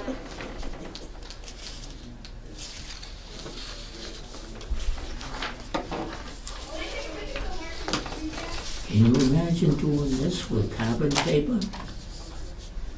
I know, huh? Oh, Like it used to be? I know, they did it. They did it. Jeez. All right, we have,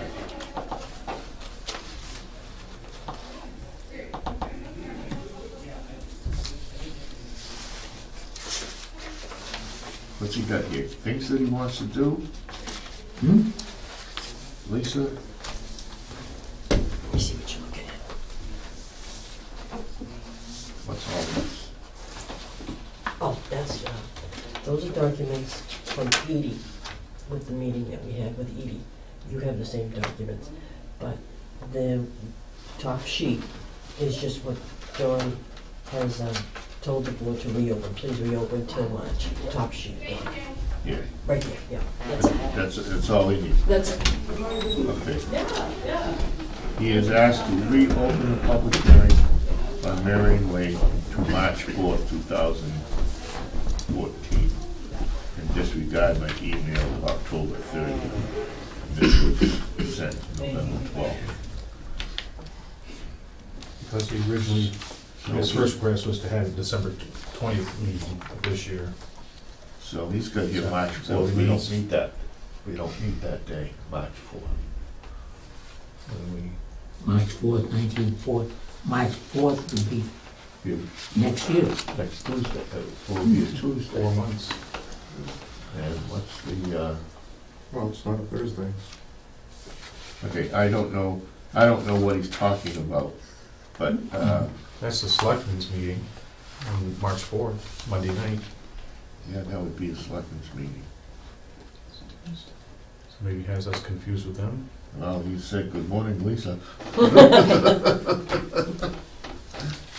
You must be the new Okay, selectman. all right. All right.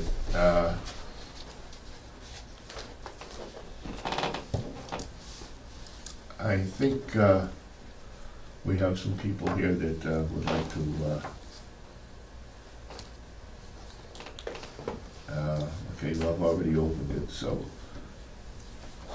and I'm a little apprehensive about this March 4th date, but anyways, we have some people here that I think would like some questions answered as to where we stand. Is that correct? In this case, and may have some questions. Why don't I ask you what questions you have, and maybe we can answer them. Or don't you know the questions to ask? Well, Bruce Wallen, 115 Daniels Road. Before I see an actual, what I want to see is an updated drawing of the development plan. So I'd want to see the layout of the structures, the street, the septic, and what documentation has been provided to the Conservation Commission regarding wetlands, state wetlands protection laws, and any other relevant, endangered species and protection or whatever laws may be applicable in that context. And then certainly traffic safety mitigation has been a primary concern for the residents in this, on Daniels Road and the surrounding, the abutters, and that has been made abundantly clear over the years to the zoning board here of appeals that people tend to drive very fast. There are no shoulders. It's got a lot of blind corners, an S curve right by the old wagon wheel factory. There's a lot of pedestrians, strollers, kids on bikes. There are a lot of concerns about safety on that stretch of road, and we want to make sure they're addressed because a lot of the initial plans submitted by Mr. DeCoulos seem to shortchange some of those concerns and not provide adequate protections, in my opinion. Sight lines were not sufficient for left turning. So I know that engineering, the town's engineering assessment confirmed some of those concerns that the citizens had raised, said yes, there actually are concerns about sight lines, safety, and so on, and I never heard what the response was from Mr. DeCoulos on how he intended to mitigate those concerns. Okay, all right. He has redesigned the entranceway, the curve on the road across the street is going to be widened, so that whole area is going to be opened up. Wider. There are some, he has submitted plans to the Conservation, and Conservation has sent the plans off to a consultant to review his plan, and the Conservation has received a report from them, and there are some issues that have to be addressed by him that they've come up with, and one being the drainage coming down off the road onto Daniels Road. How is that, that is one issue. But as far as conservation is concerned, I talked to Brent on it the other day, and he says there really isn't that much as far as wetlands is concerned. That's a problem. Where the problems is the way he's designed the road and the driveways. He's not putting culverts in under the driveways. He's got the water running across the road and down over the road, and so that the people on the lower end of it is going to get all the water that comes off the hill. And he's not providing culverts. What he's providing is a swale. Well, those are going to wash out and so forth and whatnot, and that's an issue. We've gone one whole year with just absolute continuance, one right after the other, getting very little information, and we finally tried to put a stop to it. And I told him, I said, you've got 60 days to get all this stuff in, and then I'm going to close the hearing. Well, I did that, and we did close the hearing. And on his way out of the door, he made some comments about he was going to have this ready and this ready. So we had second thoughts that, gee, we've come this close, what's going on? So we decided we would reopen the hearing. And we ran into problems as to how you reopen the hearing after you've closed it. And what do you have to do? We had to notify everybody, we had to do this, we had to do that, all over again. So that's where we're at. What plans we have, I don't know how much they're gonna change after the conservation. You know, they come up with their answers and say, hey, you gotta do this. Or whether he just says, no, that's it, I can't afford to do anything else. I mean, That's what he's been saying. if that's what he says, then we'll have to make a decision. But I don't think we're that far away from making a decision. And right now, I don't know where I'm gonna go with it. But I don't like it. And I don't think the board really likes it, but there isn't too much we can do. We can do the best we can to for the town to get as much out of this as we can for the town. But there isn't too much.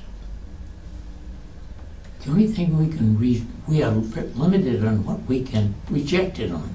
Right. It's either public health or something else. And He's now compliant Drainage on, is a public health issue. he is compliant on the septic layout now, because I know that was a concern that had been raised initially by the engineering assessment, that it was too close to the wetlands.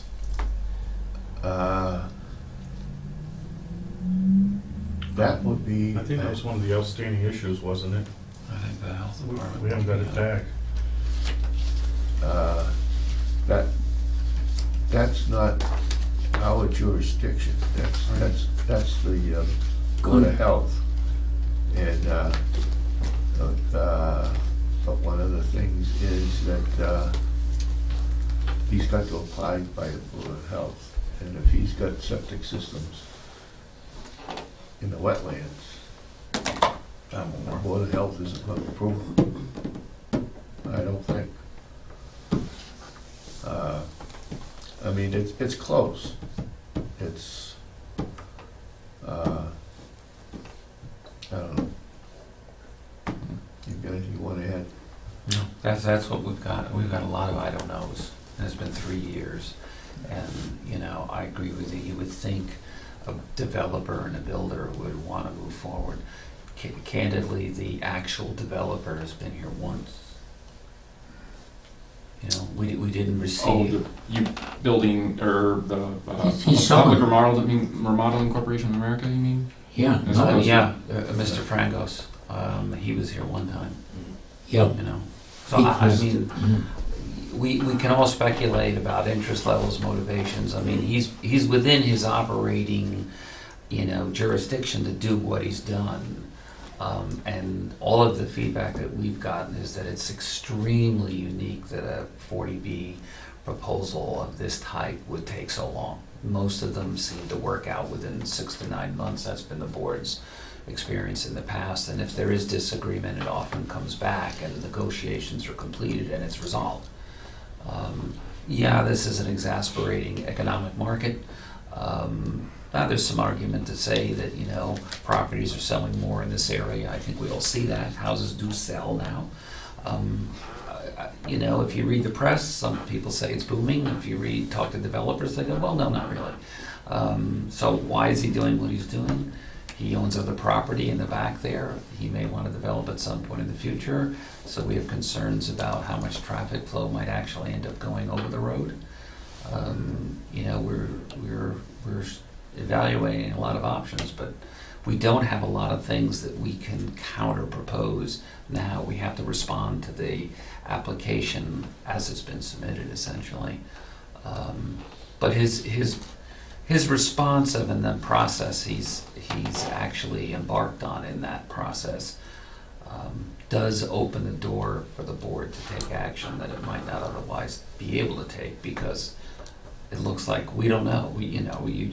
Every time we ask for something, we don't know what we get. Something changes, it impacts this. All the questions you have are valid. You know, we've been dealing with the same kinds of questions. You know, give us a current traffic study. He gives us an old traffic study. You know, oh, we did all the sight lines. We got all this. I got this all arranged. What about this? It's 3.5 years. We just got stormwater management material 5 days ago. We told him in the beginning. I think you might have been here in the first couple of sessions. You're gonna have to get that squared away. Okay. It's like talking to my kid to get his homework done sometimes. So, you know, so open space requirements, is that something that is state, or is that local? Rowley, I mean, are they required to have open space? as part of the plan?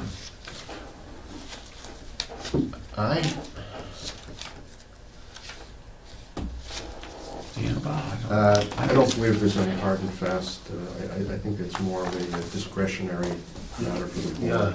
Yeah. You know, it's not like you've gotta have a half an acre for every, you know, whatever. But I mean, he hasn't provided any open space. And he says, yeah, because the land is so tight that we can't afford to give you any open space, but we'll give you open space when we get the other part developed. Well, my answer to that is, well, that may never happen. And the open space goes with this particular lot. And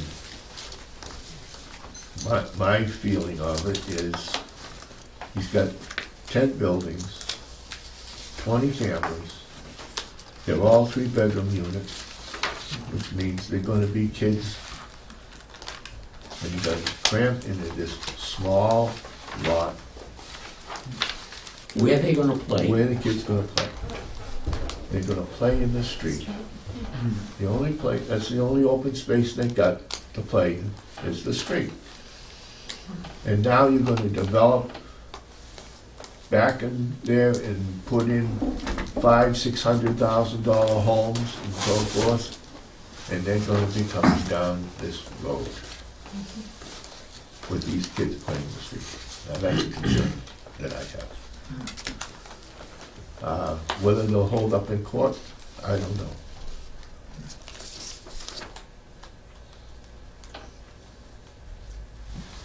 And one of the things that will happen, if we turn him down, he goes to the Housing Appeals Committee, and by experience, we know that the housing, they send it right back to us through a mediator.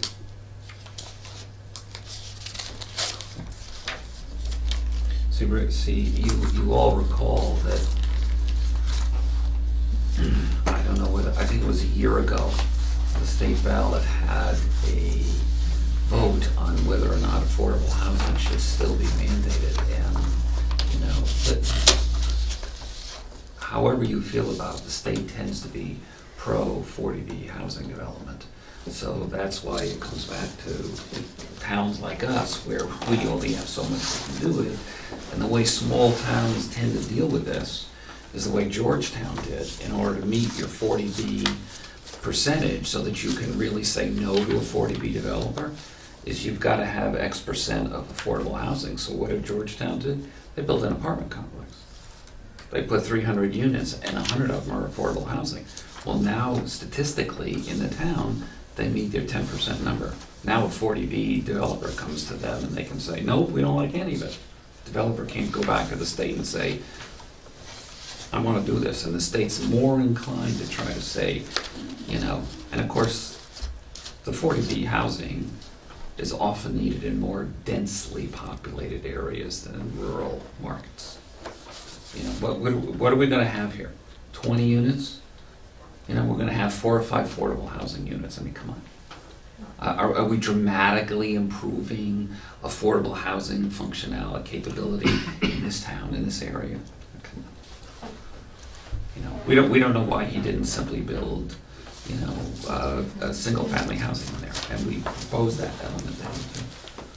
Well, so he could bypass local ordinances. Well, that's what he wants to do, but now he's been fooling around for 3 years. That's a ticket to making it a little easier and more profitable.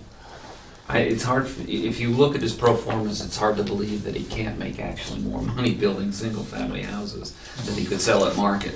Because he's got to put, a percentage of these out, 25% out, have to go out at below market rates, and so he's got to make up his difference. He shows us his pro formas, and you don't know what to make of those for you can't verify, but that's what he uses. But certainly any one of us could sit down and logically put a pro forma on, with somebody and build a house and think you could put a much smaller amount of units in there, minimally, and break even if the logic is simply to obtain access to the rear property at some point. And I think part of our thinking would be, geez, we would be much more open to that kind of a situation. I think if you folks saw only 5 new properties being built back there as opposed to 20 units of traffic, you might be more responsive to that as well, but certainly wouldn't feel threatened by it. I've in town seen plenty of 10-unit developments that, everyone's up in arms about, but after the fact, you don't see any traffic there. It's 10 cars a day. I mean, come on, nobody's there in the first place. The only people that go there are people who live there, kind of thing. But you're welcome to come back as often as you like. Follow the hearings. They'll be posted. They're posted because we have to post them. Stay in touch through Lisa, and you can get information there. Where are the hearings posted? Town hall. Okay. Always in town halls, right outside the clerk's office. It looks like the web postings have discontinued then. Oh, they haven't been updated yet. They will be updated. Okay. They're in the process of being updated. Was like almost 2 years old. I know. But at every meeting, there's a continuance, and if you're at one meeting, you'll know when the continuance date is. Right. So tonight, you'll know when the next date is, so that's all you have to worry about. Yeah, it'll be, and it's always we have to advertise every hearing, so it's always in the town common 2 weeks before the hearing date.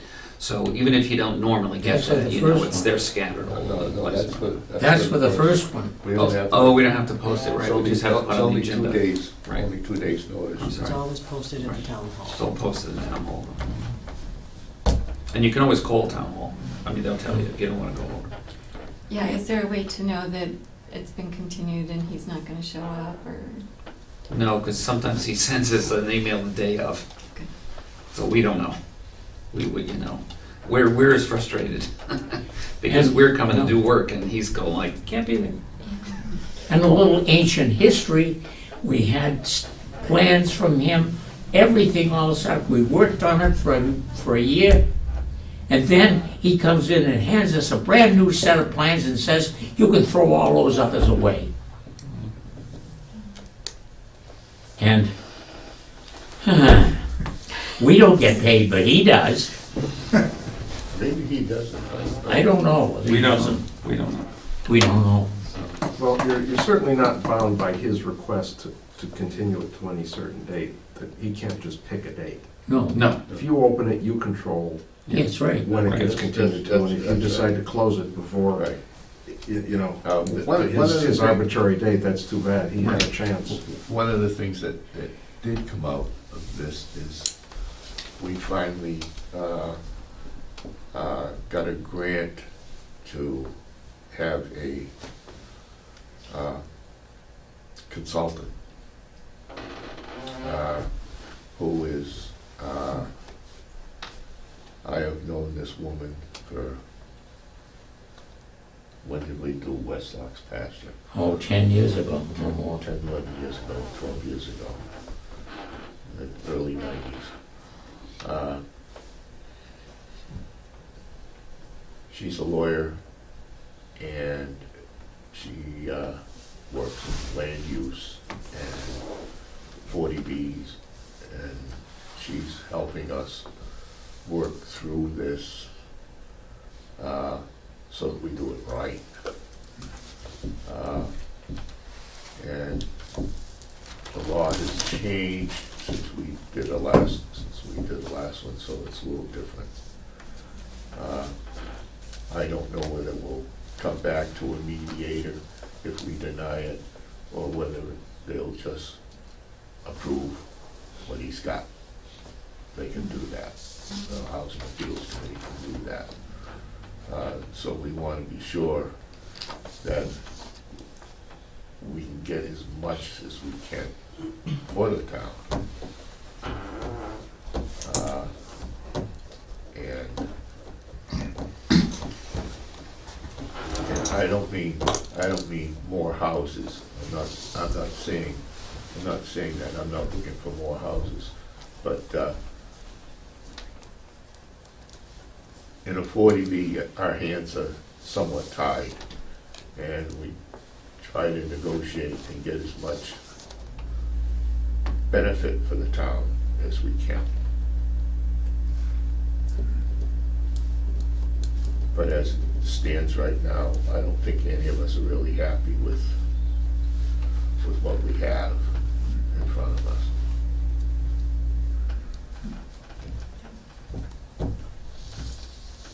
Yeah.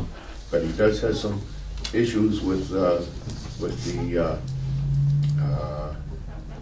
conservation end of it. And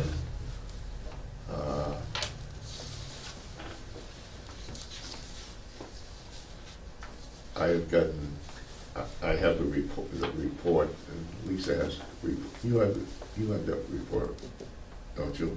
Yeah, she has it, we all have it. You got it, okay, so it's in the record that we have the report from the consultant that Brent hired. So, and there are some issues in there that he's gonna have to, the developer's gonna have to deal with. And we'll see what he does with it, and then we'll have to see where we go.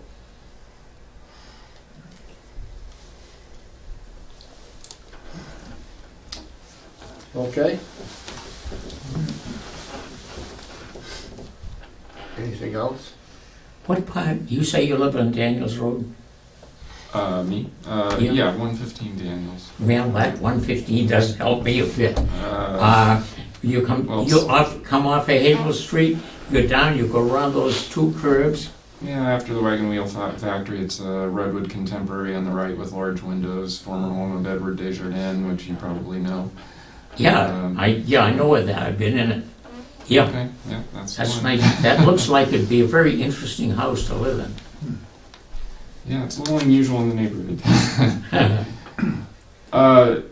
I guess one question, in terms of open issues, I know many open issues have been raised over the course of, 3 years here. And been noted by the board is, yes, that will need to be addressed. How are those tracked? Who ultimately is responsible for ensuring that all those issues, every last one of them, is closed with an acceptable, remedy? Well, they won't all be acceptable. You mean a checklist? Basically, I'm just curious, what are the mechanics of how that process? Well, Okay, we have a timeline. All right, and Lisa keeps track of that. Everything that comes in, every document that comes in, when it came in, and so we, and that's from day one, right up to date, right, Lisa? Right up to date. And I guess when it comes time to make a decision, we'll have to go over that timeline and just say, okay, okay. That's a big job. Yeah, it's a big job.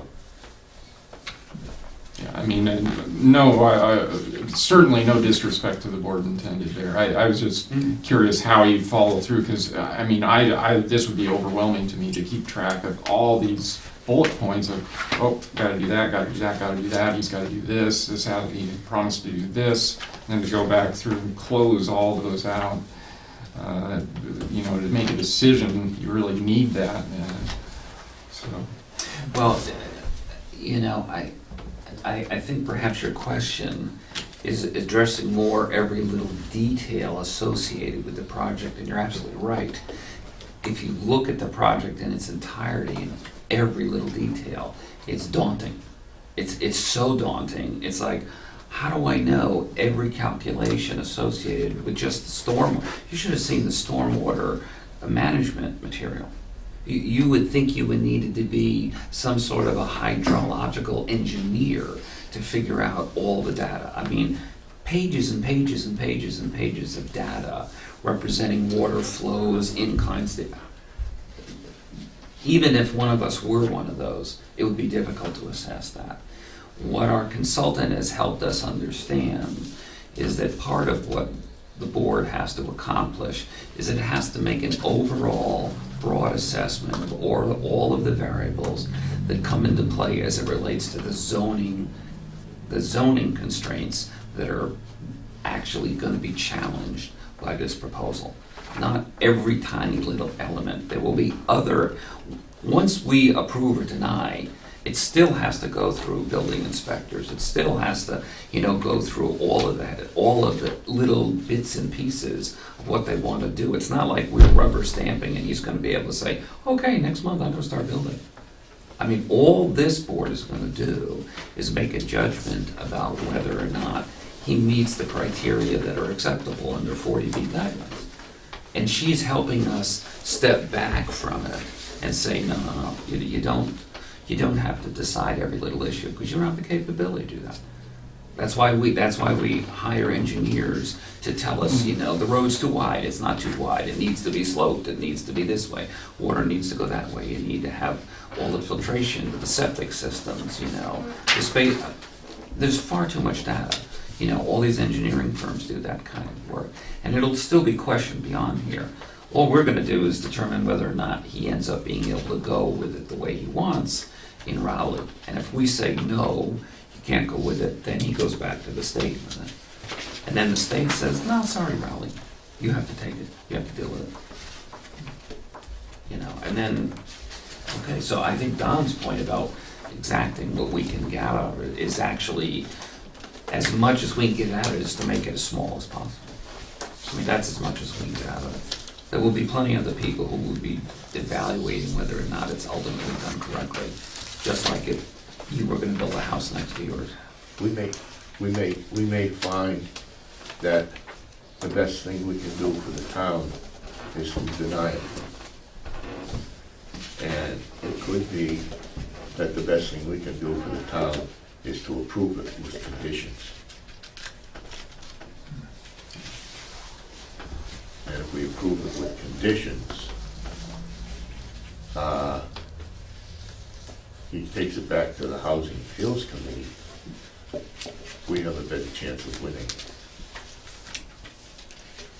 Well, winning with the conditions, rather than if we deny it, and he takes it back to the Housing Appeals Committee and they say, hey, oh, we didn't do our homework. And we do have You've got a copy of it right there. yeah, here's a copy of every time he meets and every time we do something, and it goes on and on and on. And what's the entry, the last entry? The last entry is October 22nd of this year.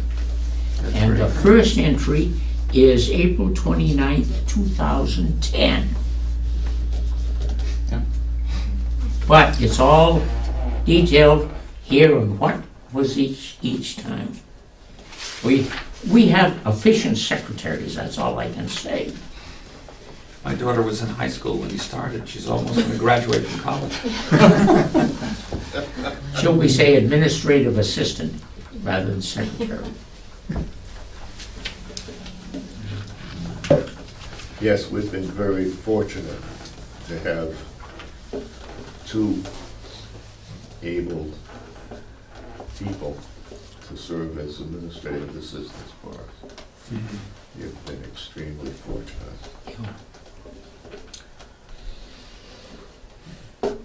For the record, I'm not anti-development. Not that record, but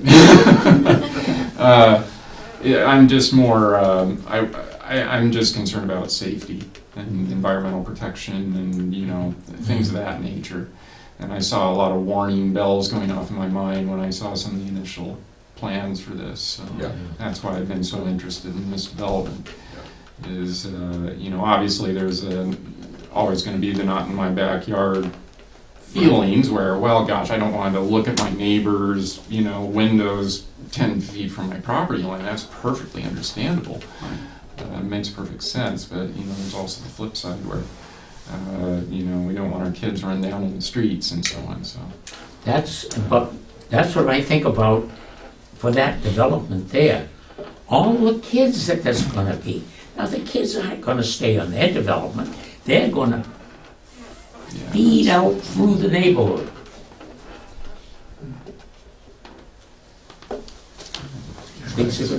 I moved into this town in 1960 on the Cedarwood Lane. Brand new house, brand new neighborhood, all new people. And we had good sized backyards. It was a dead end street, kids played in the street. Learned how to ride their bicycles up and down the street. Yeah, we're here, I'm 79 Daniels Road in Ted Hildebrand. I'm right around the corner from that, the wagon wheel. The driveway right next. The driveway. And I just, the road is getting more and more traffic as a result of the golf course development down there. There's quite a development going there.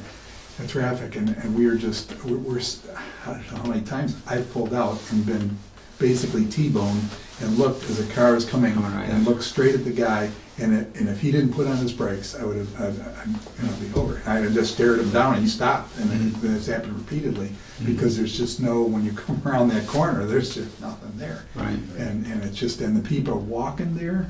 Yeah. And the dogs, and as you have more people and families, you know, lady with her dogs and stuff. Is there a parabolic mirror at that intersection? And a mirror for No, business? no, there's one down by the golf course, but not there.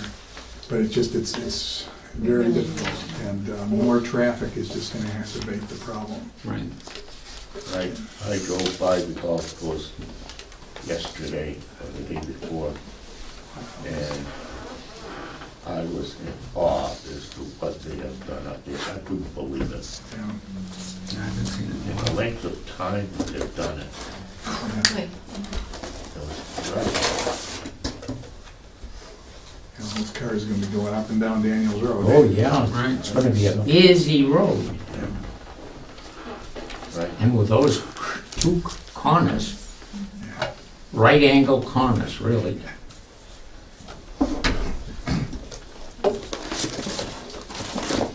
Okay. Thank you. Thank you very much. Have a good night. Have a good Thanksgiving. You too. The bottom, you guys You want wanna to put your say- name in? Yeah, please. I move that we continue the hearing to December. Okay, the motion's been made to continue the hearing till December meeting? Don't you really mean March, like you requested? No, He's gonna do no, that. we will continue it, we will continue it on. Good.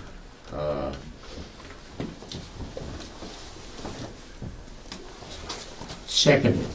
I suppose No, I think we should continue.